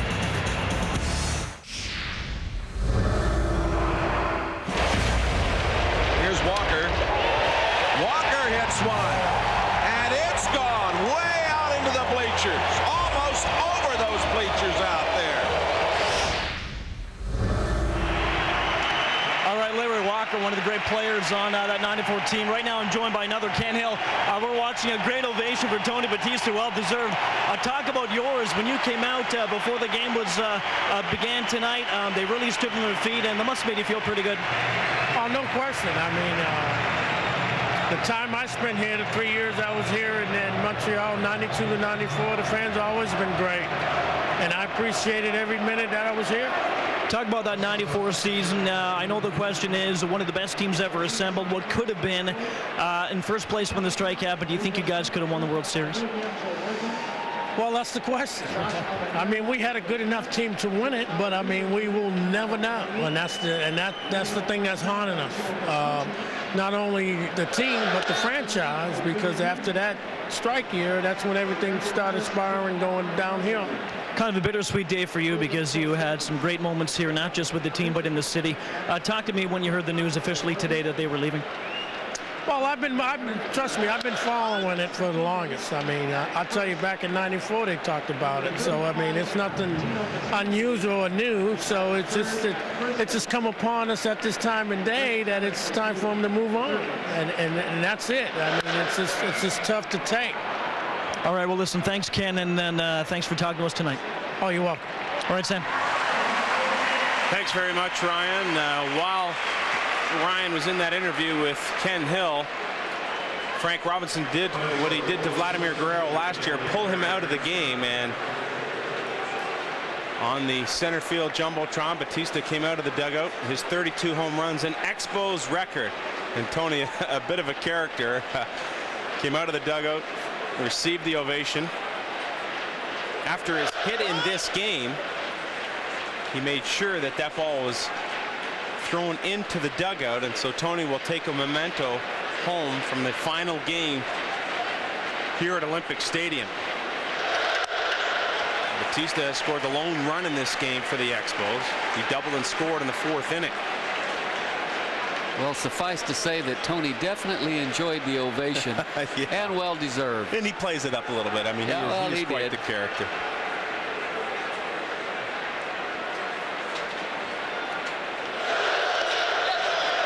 Pitch to Cabrera, check swing.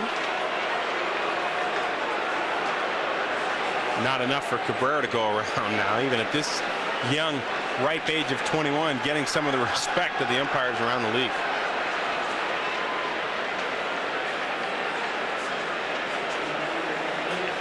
A couple of changes defensively for the Expos with Batista coming out of the game. We'll show you those here in just a minute.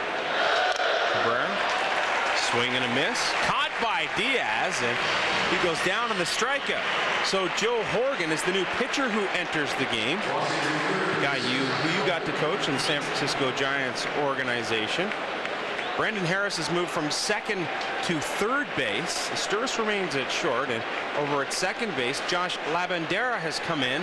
One more change for you over at first base. Big Valentino Pascucci comes in, and so some of the youngsters getting a chance to strut their stuff here in the final game at Olympic Stadium.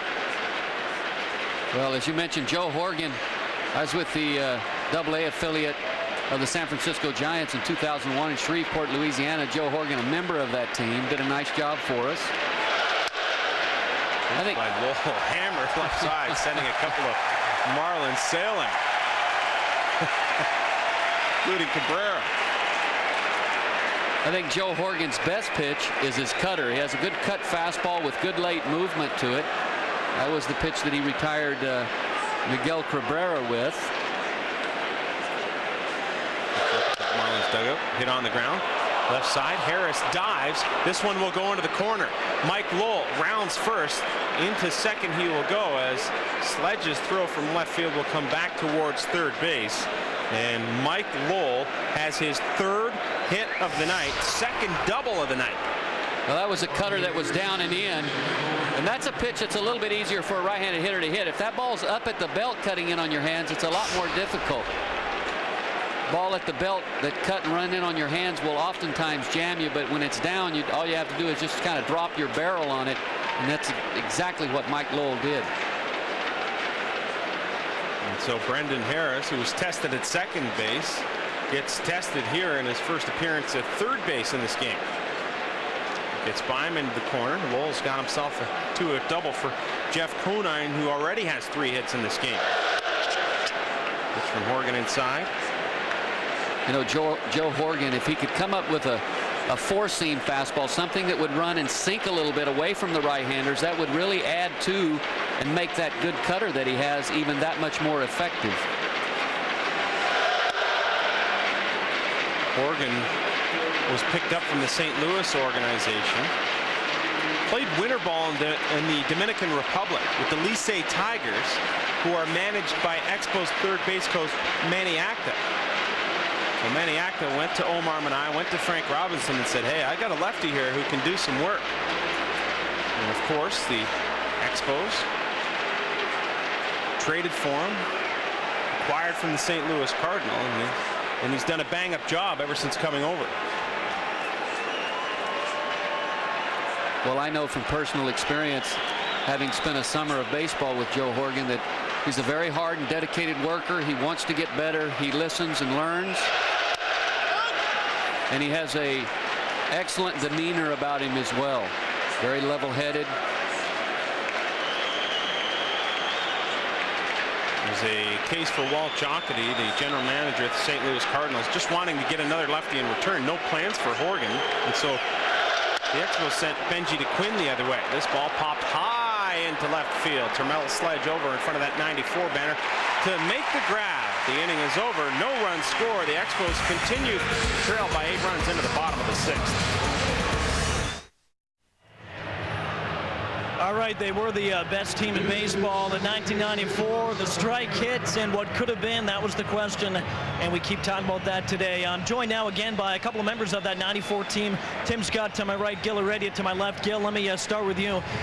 Great memories back in 94 again. Could have been with that team, but you probably had a lot of fun, even though it was strike shortened. Well, the strike shortened season was just the downfall of the whole thing. But I mean, we were having such a good time that everybody forgets what the chemistry was of that team, and not too many players mention that, but I think the chemistry of the team was the amazing thing. Tim, talk about your time during that season, and just talk about Pedro Martinez. Was he the kind of guy that you could just look at and think that he could be something special in this league? Oh, no question. He had a live arm. I know when he came over from the Dodgers in the trade with the Shields, he had been in the bullpen all year with the Dodgers, and they were still kind of speculating if he could go back into the rotation because he was only like 160 pounds. They didn't know if he was strong enough to last throughout the season. And Felipe believed in him. He threw him out there, and I mean, you can tell right away this was the stuff, pure stuff. He was going to be, you know, a pitcher to be reckoned with over the years. What he's doing today, I mean, you know, a couple, three, 4 Cy Youngs, whatever he has. I mean, me personally, I didn't think that, but, you know, it turned out great for him. You know, when you came over from San Diego, some players in the United States maybe have a tendency not to welcome the change to Canada to play baseball, but would you change your days here in Montreal?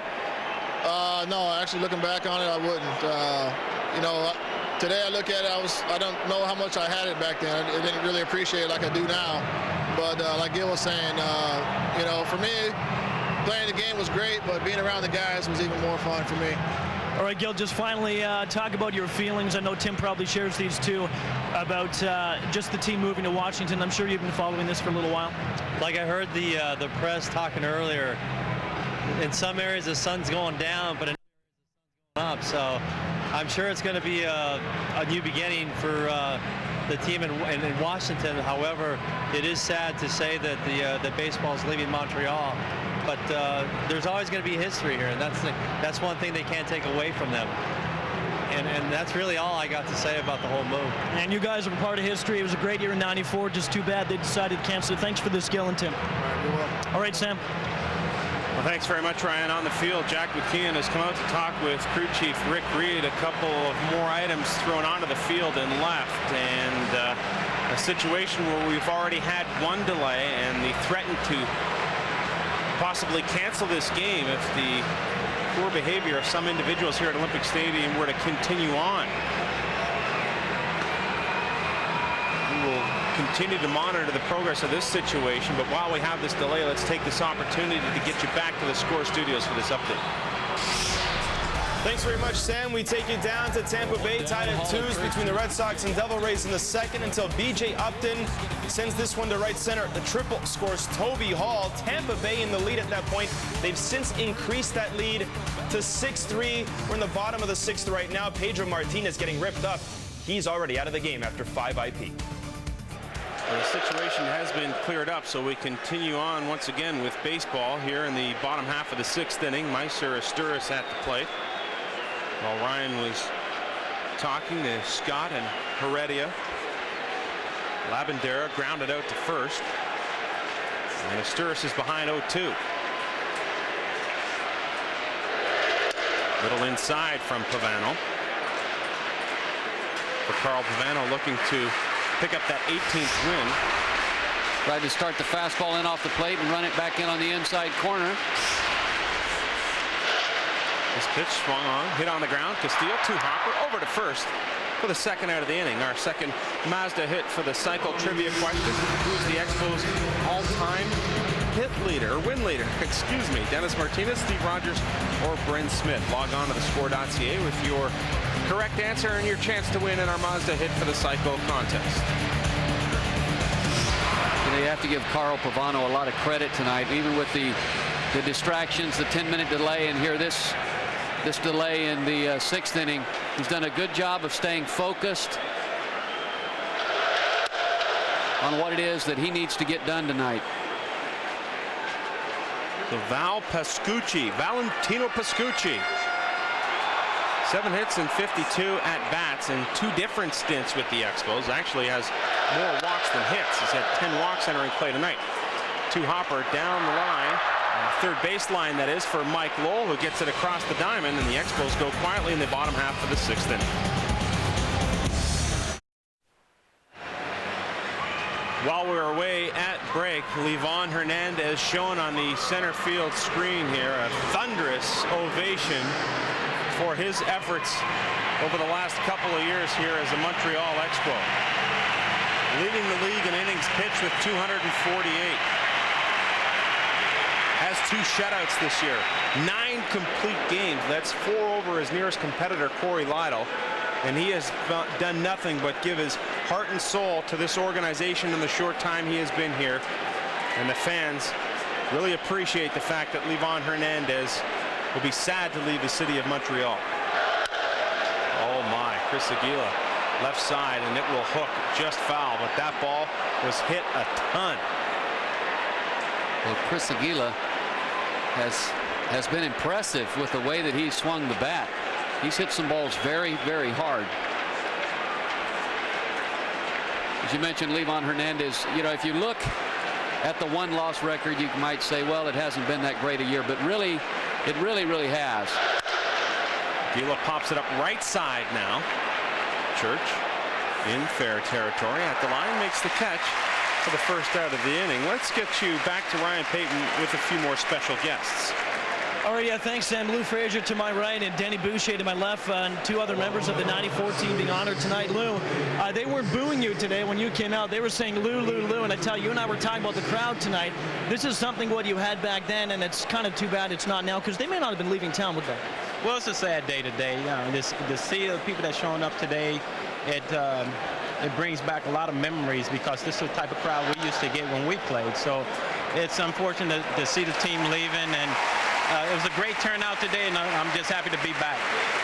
Talk about you, Denny, one of 42 players to play for the Jays and the Expos. You're Canadian, too, so playing in Montreal, we'll leave Toronto out of this, but playing in Montreal must be extra special for you. Yeah, it was a dream. I've been following the Expos ever since I was 4 or 5 years old when I first started playing baseball, and to play here in Montreal and where I live in front of my fans, it was just awesome. A great feeling. They embraced you back then. They embraced you tonight. Thanks, guys, for this. Okay, Sammy. Thanks very much, Ryan. And Expos greats, past and present, in the building here tonight, watching their Expos now down 9-1, top of the 7th inning. We just saw pinch hitter Damian Heasley line out to Kermel Sledge in left field, and 2 outs in the inning for Alex Gonzalez, who's ahead in the count 2-0.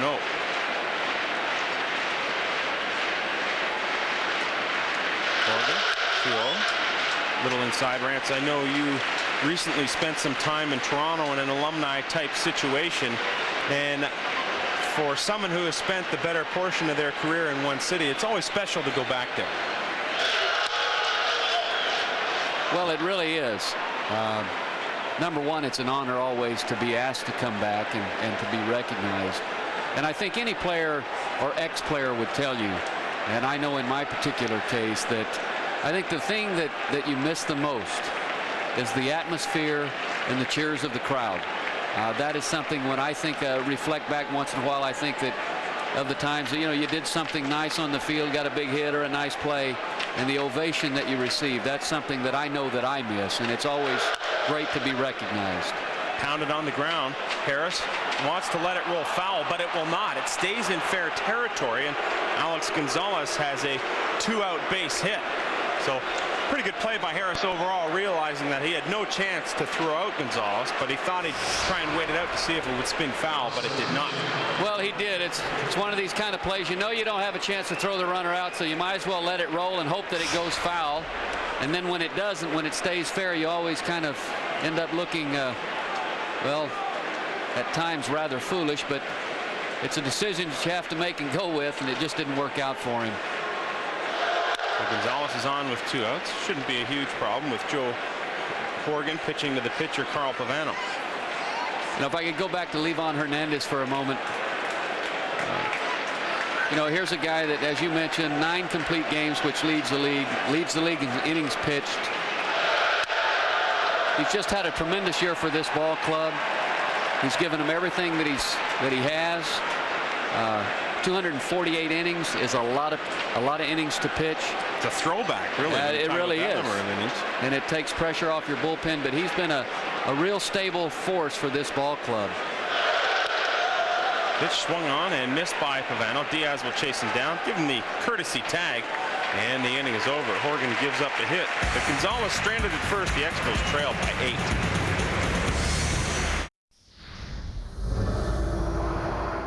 Jeff Reardon is looking for the biggest save of his life. The pitch. There's a fly ball to left field. Terry Francona's under it. He's got it. And the Expos have finally done it. Look out, Philadelphia. The Expos are coming. The Montreal Expos are in the playoffs. 1981, the Expos winning the second half of the season. At that time, it was divided up so that the first half winner would play the second half winner. Turned out to be the Phillies in that situation.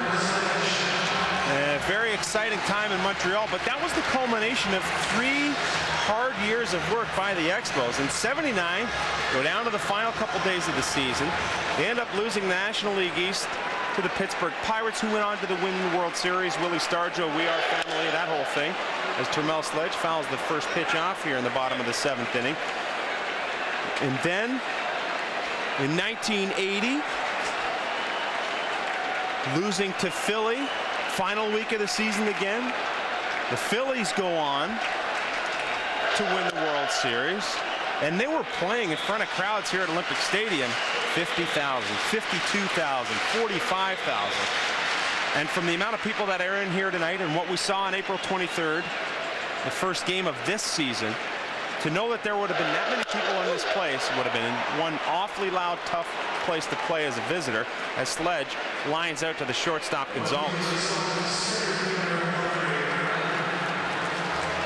A couple of changes made by Jack McKeon. Former Montreal Expo Mike Mordecai has come into the game to take Mike Lowell's spot at third base.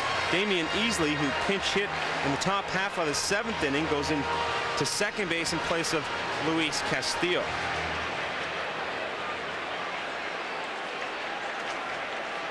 If you're just tuning in, I was just about to say, you want to stick around for this at bat, because this guy has got some skill.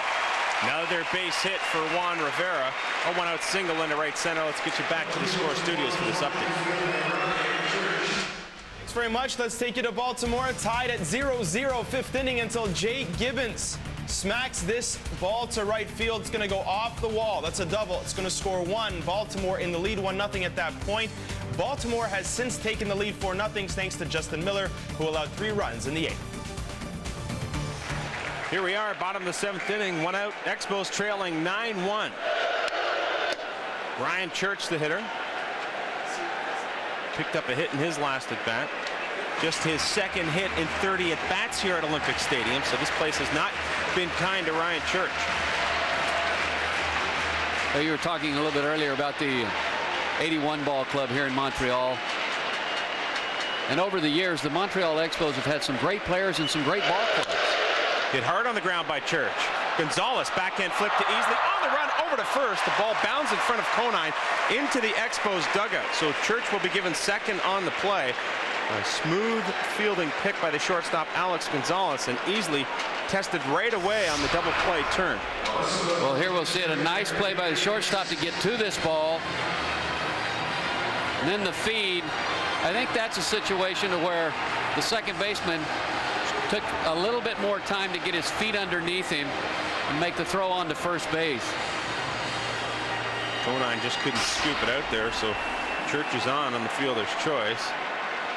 The throw by Easley had to be made quickly and well on the run. So that play will force Easley to take an error. E4 has been the official call here on their scoreboard at Olympic Stadium. Damon Easley, a player that has been around for a long time. He's another guy that pretty good hitter, pinch hitter off the bench. He brings a lot of versatility to your ball club. Veteran experience. Diaz, swing and a miss. For Easley, got his career started with the California Angels, the then California Angels, and moved on for some more formidable years with the Detroit Tigers. And now has been a pretty good addition to this Marlins squad. Diaz pounded on the ground. Gonzalez a few steps over and on the dirt. Picks it and flicks it over to first base. The inning is over. Another run there stranded by the Expos. That's 7 on the night.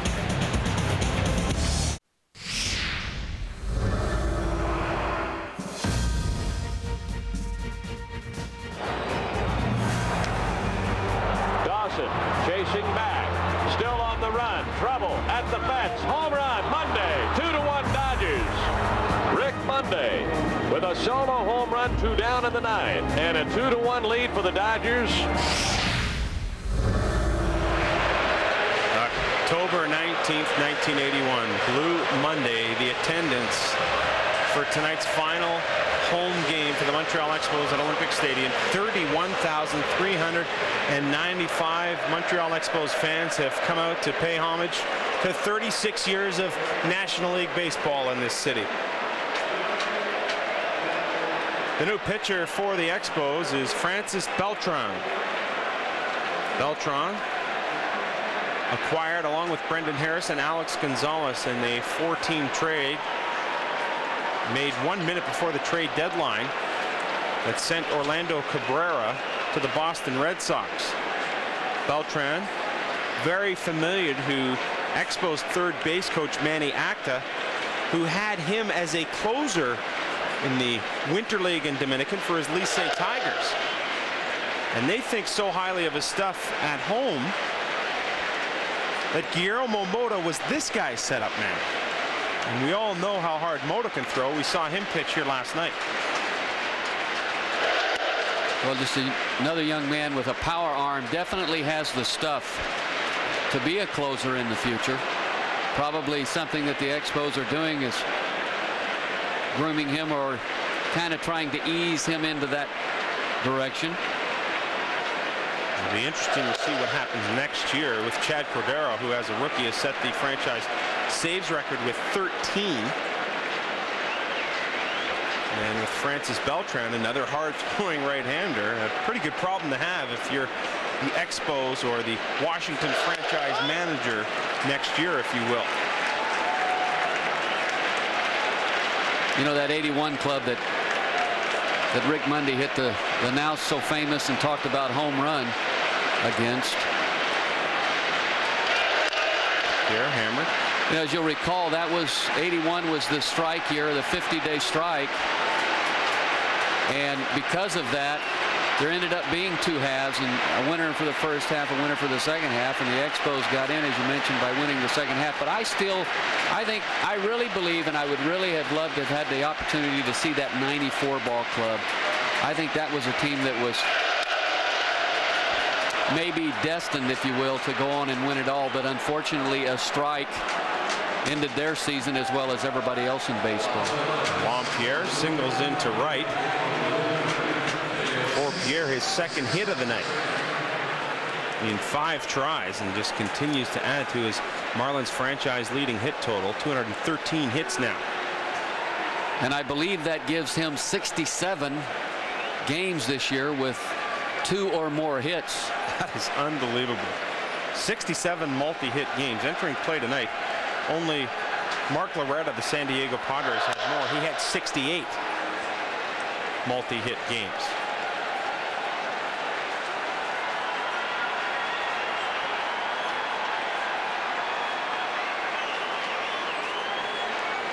So the runner on at first is Pierre. Matt Trainer is the pinch hitter in this situation for Jack McKeon. Hitting in place of Paul Aduca. Trainer, a catcher. He comes in off the bench, just 1 for 2 in the pinch, hitting .245. Does not have a home run, just 1 run driven in. Part of a series of catchers that the Marlins will be auditioning for next season. Josh Willingham in the mix. Ramon Castro hopes to be back. Trainer swings at this pitch, hit towards the left side of the infield. Brendan Harris calling off Meister Asturis and is camped under it for the first out of the inning. Let's get you, well, where is he? Ryan Payton, where are you at? I'm right here, Sam, just to the left of the Expos dugout, joined by Katie Hines. And you know what? It's no secret that this is a tough day for a lot of people. And this is one. She has been at every game since the stadium opened. Bittersweet. You saw a great amount of games here, but it is a tough day for you. Nothing sweet about it. It's all bitter. Quite frankly, it's the worst day of my life. Looking back over the time that you've been here, does one single moment, great moment, stick out? I know you've seen the ton, but does one kind of stand above all the others for you? Wilfredo Cordero's hit in the 9th inning to win the game during the Phillies series in 1993. A screamer down the third base line, nothing better. I tell you what, you score every game too, don't you? Yes, I do, since Cherry Park. What are you going to do now? You're going to, you're a lifelong fan. You're going to follow this team when they move? Not at all. Not at all. Montreal is it for me. So that's it, no more? No Washington Nationals for me. What do you think? I mean, we can talk about this till we're blue in the face. I've talked to a lot of people about this too. There, one incident where this thing went wrong. Do you have anything that sticks out that kind of the roller coaster kept going down and it never came back up? Most definitely. It's the 1994 strike. Maliciousness on the part of the owners to cancel a World Series. There wasn't a war. There was no war to prevent this from going on. All they had to do was, so what, we play in November. Big deal. That's all it had to be done. It also was one of the greatest memories of my life because the 1994 team was going to win it. Amazing, amazing. Well, you know what? That's just too bad. And my heart goes out to you and a lot of fans here because I know it's a tough day. Thanks for doing this. Okay, Sam. Thanks very much, Ryan. A very emotional time as Harris was able to get Cabrera at first base. Big Val Pascucci making the stretch. But there are those in this city that have been very passionate about their Expos baseball. Katie Hines, quite obviously one of those fans, and she alluded to the 1993 team and Will Cordero, a team that won 94 games, and it went down to the final week of the season before the Expos gave way. But that was what really set the table for the 94 team, that when play ended on August 12th, 74-40. And there was a lot of talk around baseball that the Blue Jays were only a few games out of first place in the National League East, and there were some hopes here in Canada that it might be an all-Canadian World Series. But as Katie Hines mentioned, that was all for naught as the season was stopped and no World Series was played that year. First look at Mike Mordecai, the former Montreal Expo. Juan Pierre's on at second base. 2 outs in the inning here in the top of the 8th. Montreal trails 9-1. The Marlins have pounded out 14 hits in this ball game. Sam Cosentino, Rance Mullinax, Ryan Payton along with you for the final home game in Olympic Stadium history.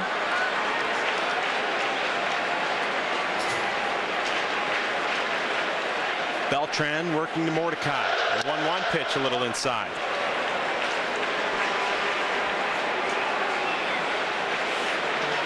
Well, as you could see, Katie was struggling to fight back tears and was very emotional, but very well said, very well spoken. Very candid in her interview, and we thank her for being with us. Mordecai popped up right beneath us here in our broadcast location.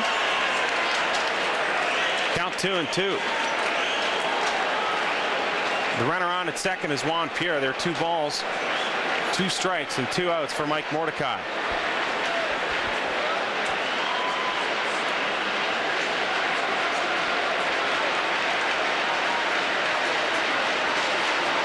Francis Beltran.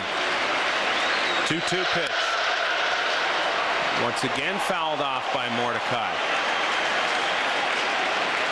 With all the fans in attendance here in this game, there's been some pretty good struggles for foul balls and souvenirs. Had the chance, Rance, to get down into the concourse area before the game, a band playing, and the smell of that grease from ballpark food. People lining up around the souvenir stands to pick up the last of Expos merchandise. Mordecai, another foul ball. It's a screamer right over the Expos dugout. Wow. Well, there's a foul ball that was earned. Took it right off the shoulder. Give him credit. He didn't run from it. No. Kept it in front of him, and now he has a souvenir. He's putting that ball right next to his heart.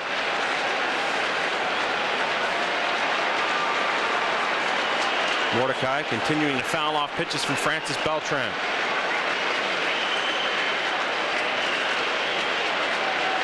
Juan Pierre on in scoring position, and another foul ball. Pretty good at bat for Mike Mordecai. Mike Mordecai just continues to battle. Fights a tough pitch off.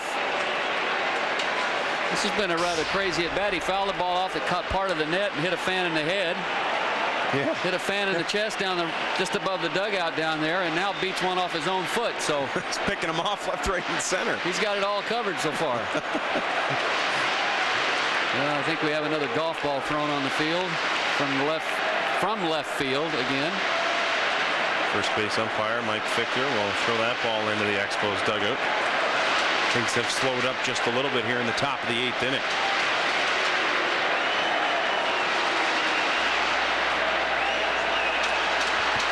Beltran again set to work the 2-2. Goes up high, and finally Mordecai doesn't get a piece of this one. A 12-pitch at bat results in a strikeout. The Expos coming up to hit in the bottom half of the 8th.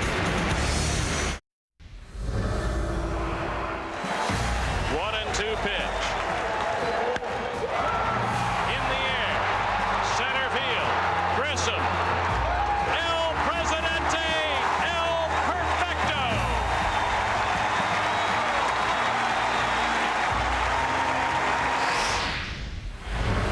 Probably the most famous call in all of Expos history, and there was the gentleman who had the fortune of calling that game and several games as the Montreal Expos broadcaster, Dave Van Horn. Now a Florida Marlins broadcaster. We got a chance to catch up with Dave yesterday, showing off his ring a little bit. I mean, how could you not? You would think the ring the Marlins won last year would come with a bodyguard. They're so big. Brendan Harris on the ground, left side. Mordecai over to first, one down. In between innings, Brad Wilkerson, who left this game earlier, was shown up on the Jumbotron here, out and acknowledged by the fans. 3 fantastic years for Brad Wilkerson to kickstart what is a fantastic, or what has been a fantastic career so far. Hard-nosed player, all 3 outfield positions, a little first base. Some more of the passionate fans in attendance here. Endy Chavez is the pinch hitter. David Weathers, the new pitcher for the Florida Marlins. So after 7 strong innings, Carl Pavano gives way to Weathers, who is 7-7, 4.31 ERA.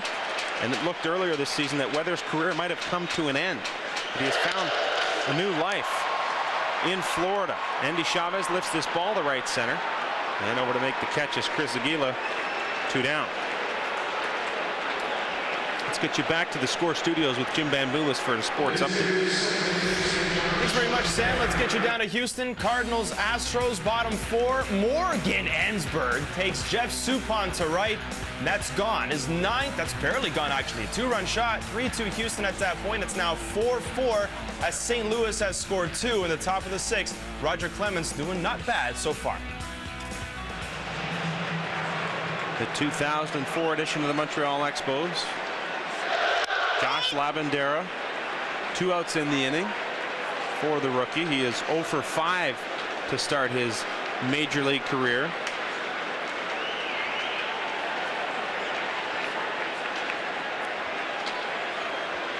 Labandera from the same area in California that you're from, Rance, and a pretty likable young guy. Yes, he really is. He brings a lot of intensity to the game. David Weathers, former Blue Jay.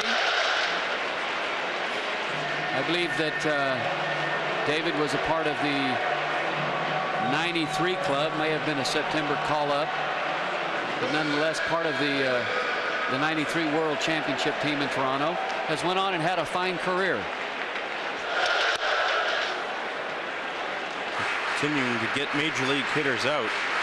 Made a couple of spot starts for Florida, whose schedule has been nuts since hurricanes have struck that area.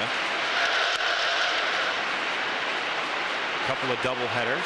Lavandera caught looking as called by first base umpire Josh Lavandera. We go to the top of the ninth with the Expos trailing 9-1.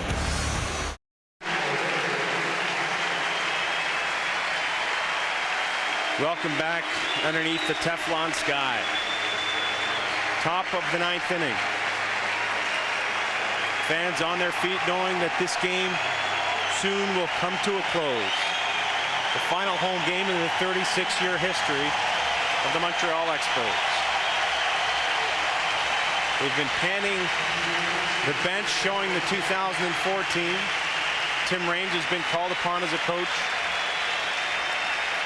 Some videotaped items of Nick Johnson, who is at home now, Jose Vidro, who is at home. Both have lost the season due to injury.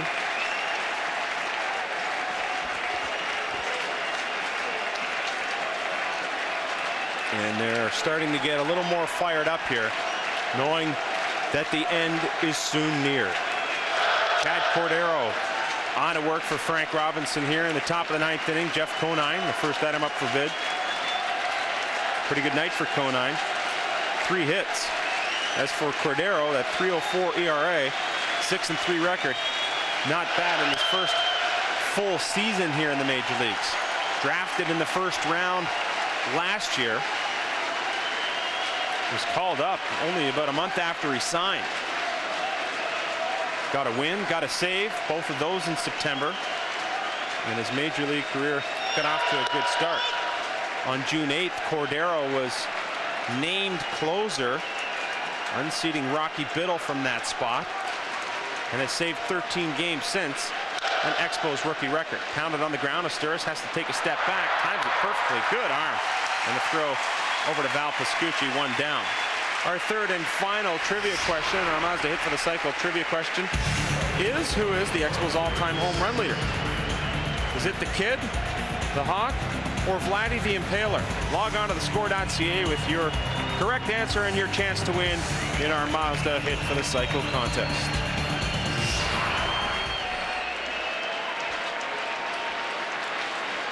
Conine retired 6-3, giving way to Chris Aguila. 1 out here in the top of the ninth. The Marlins scored 4 runs in the second, added another in the third, and another 4 spot in the 5th inning. The Expos have only been able to respond with 1 run. A Juan Rivera RBI single that scored Tony Batista in the bottom of the 4th inning. The Marlins have pounded out 14 hits in this game. Cordero works. Strike 3. And the fans are on their feet here in Montreal. Well, as you mentioned, Chad Cordero, first-round draft pick. Didn't spend very little time in the minor leagues, but you can see why he has an explosive fastball to go along with an excellent slider, a very hard slider with good downward movement to it. And the one thing that stands out to me is he appears to be, for a young man with such little experience, to have a lot of composure on the mound.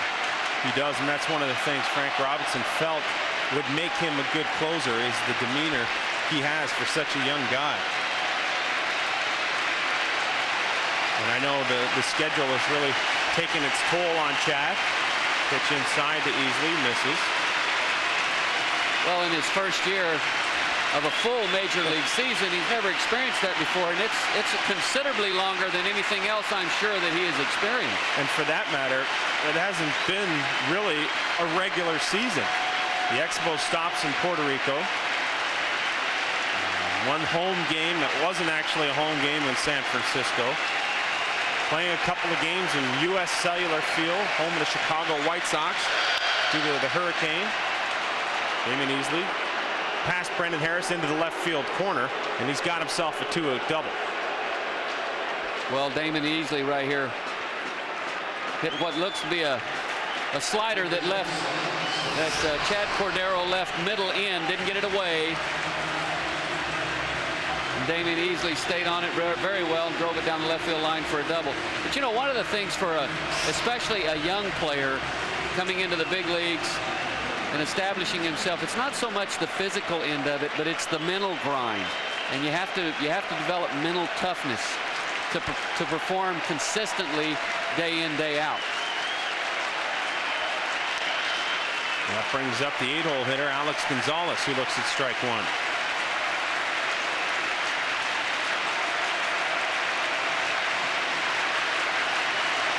Easley on at second. After the first out of the inning here, the fans got on their feet and they refused to sit down here at Olympic Stadium. An unbelievable outpouring of emotion. And we're only in the top half of the ninth. Fouled off by Gonzalez and out of play.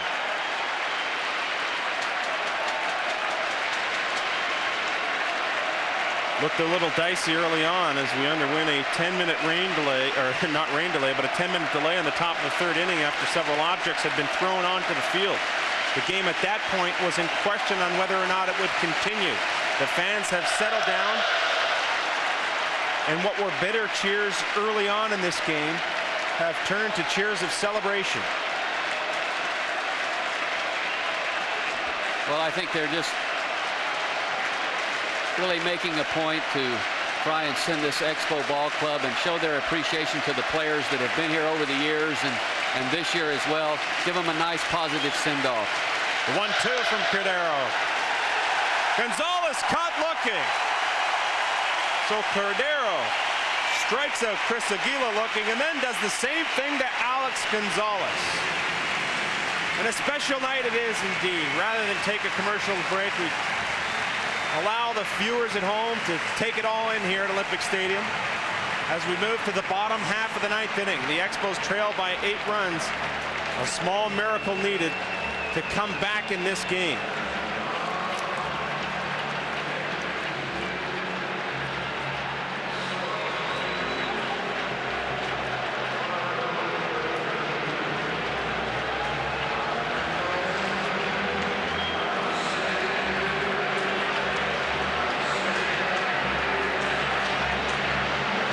Leave you with the crowd here for a few seconds. We will leave you to go back to the Score Studios for an update and then come back and take it all in here, middle of the ninth inning.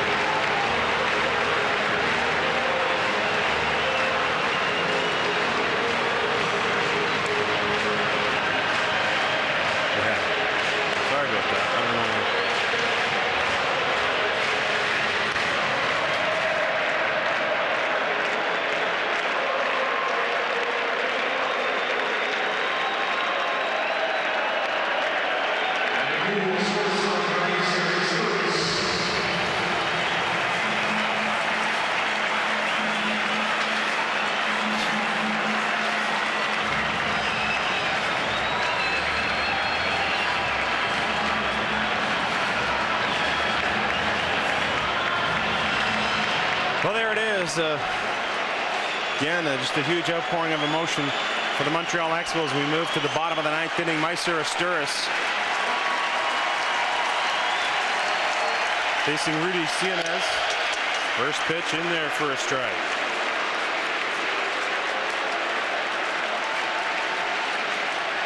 Asturis in this game 0 for 3, a couple of ground outs to second base.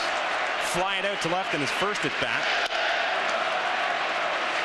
Pitch a little high. Cianez, a deadline deal acquisition from the Kansas City Royals. Good numbers for Cianez. ERA right around 3. 3 wins to go along with 1 loss. Cianez works. Asturis hammers this ball to right.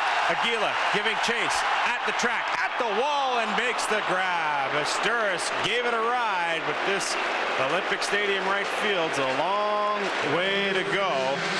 And Asturis is retired, but makes a loud first out here in the bottom of the 9th inning. Well, puts a good swing on this ball. Just gets a little bit under it, a little too much air under it.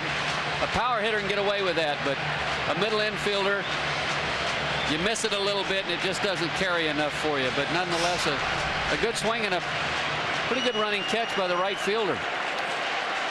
Good awareness of where the wall was, and he went right back and used every inch of right field to make the grab. Cianez works to Valpascucci, 1 hopper to second base, picked and flicked over to first base by Damian Easley. 2 down in the inning. Well, Rudy Cianez, pitcher that has pitched with a number of different ball clubs, but a guy that's always possessed an outstanding arm at one time through 95, 96, 97. And still, as you can tell by looking at his numbers, there's still a lot left in that arm. Another situation occurring on field. Some of the few here trying to spoil it for the rest of the 31,394 that are in attendance. 2 outs in the inning. Termel Sledge is the hitter.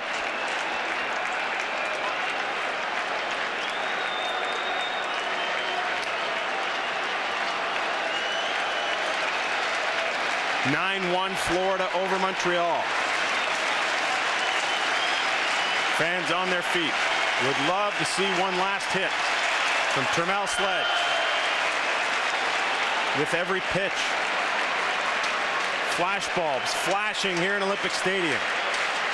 What could very well be the last pitch in this ballpark, the last major league pitch.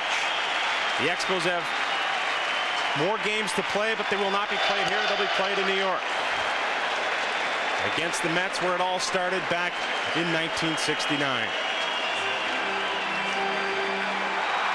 2-0 count to Sledge. Cianez checks the sign. The catcher, Matt Trainer.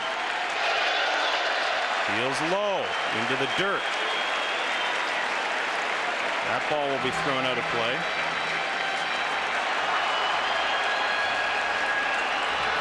.3-0 count. 2 outs. Meister Asturis led off the inning. Flying out to right. Valpascucci grounded out to second. 3-0 pitch in there for a strike.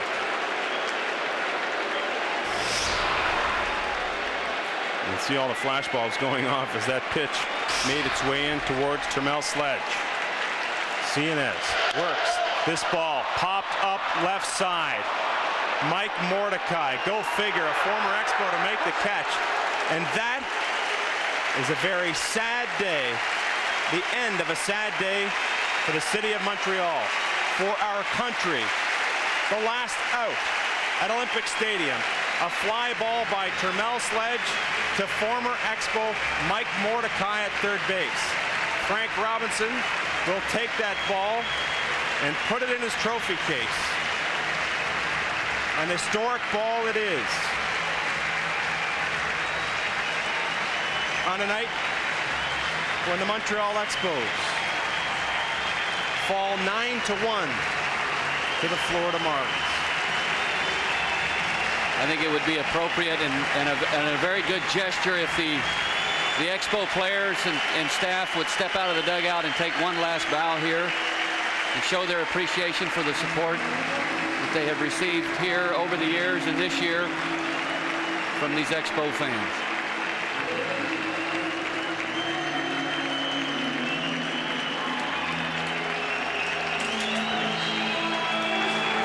We saw this earlier before the game had started. All the footage Jerry Park in 1969. To the move of the Expos to Olympic Stadium in 1977.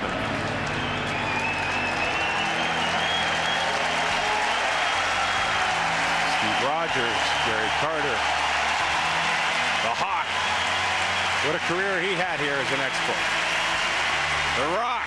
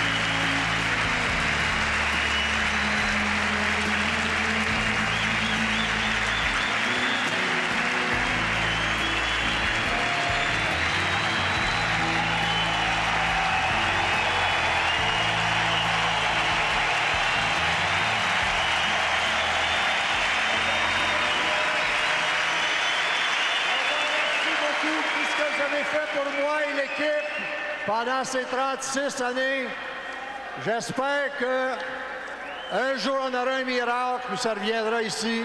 Alors je vous remercie beaucoup au nom de tous nos joueurs. Merci beaucoup.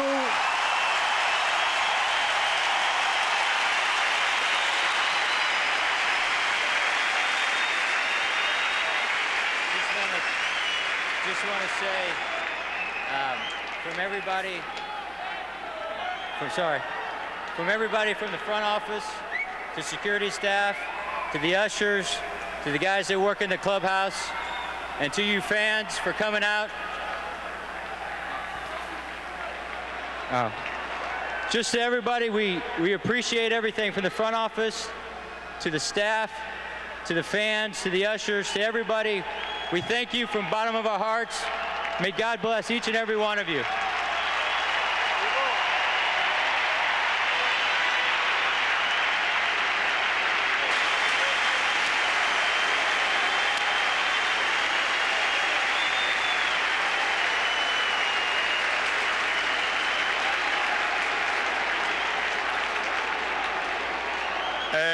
Buenas noches, gracias por venir todos a esta noche tan especial para nosotros. En parte mía y de todos los de Montreal Expos les decimos gracias por todos estos años que han colaborado con nosotros, el apoyo. Y bueno, los queremos. I love you guys.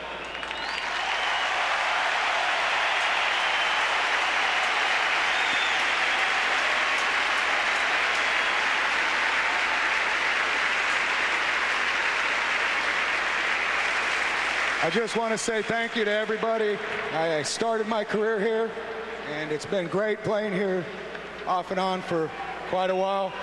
You guys have been great. The people of Montreal have been great. The workers at the stadium, super people. I wish we could stay and play a couple more years. Thank you all very much for coming out. Thank you.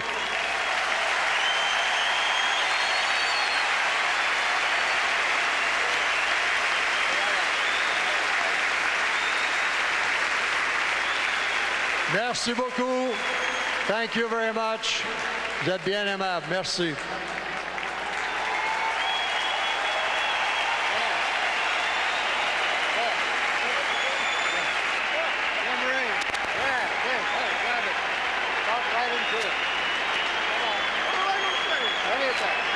Several Expos players taking the mic to thank the fans here in Montreal. Levon Hernandez, Jamie Carroll, Joey Eischen, Tim Raines. The Rock now has the mic. Claude Raymond we have heard from.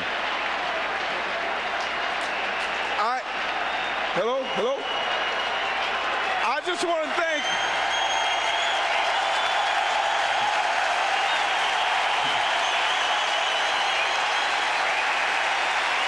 each and every one of you from the bottom of my heart.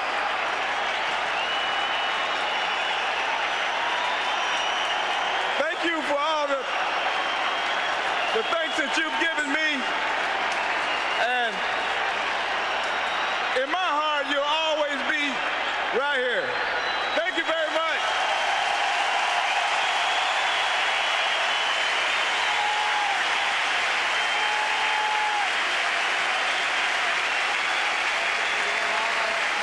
Tim Raines with some very kind words for the fans here in Montreal. Some very chilling commentary. Au nom du personnel du service de in our billetterie. pregame show from Jim Fanning, from Tim Raines regarding the early 80s.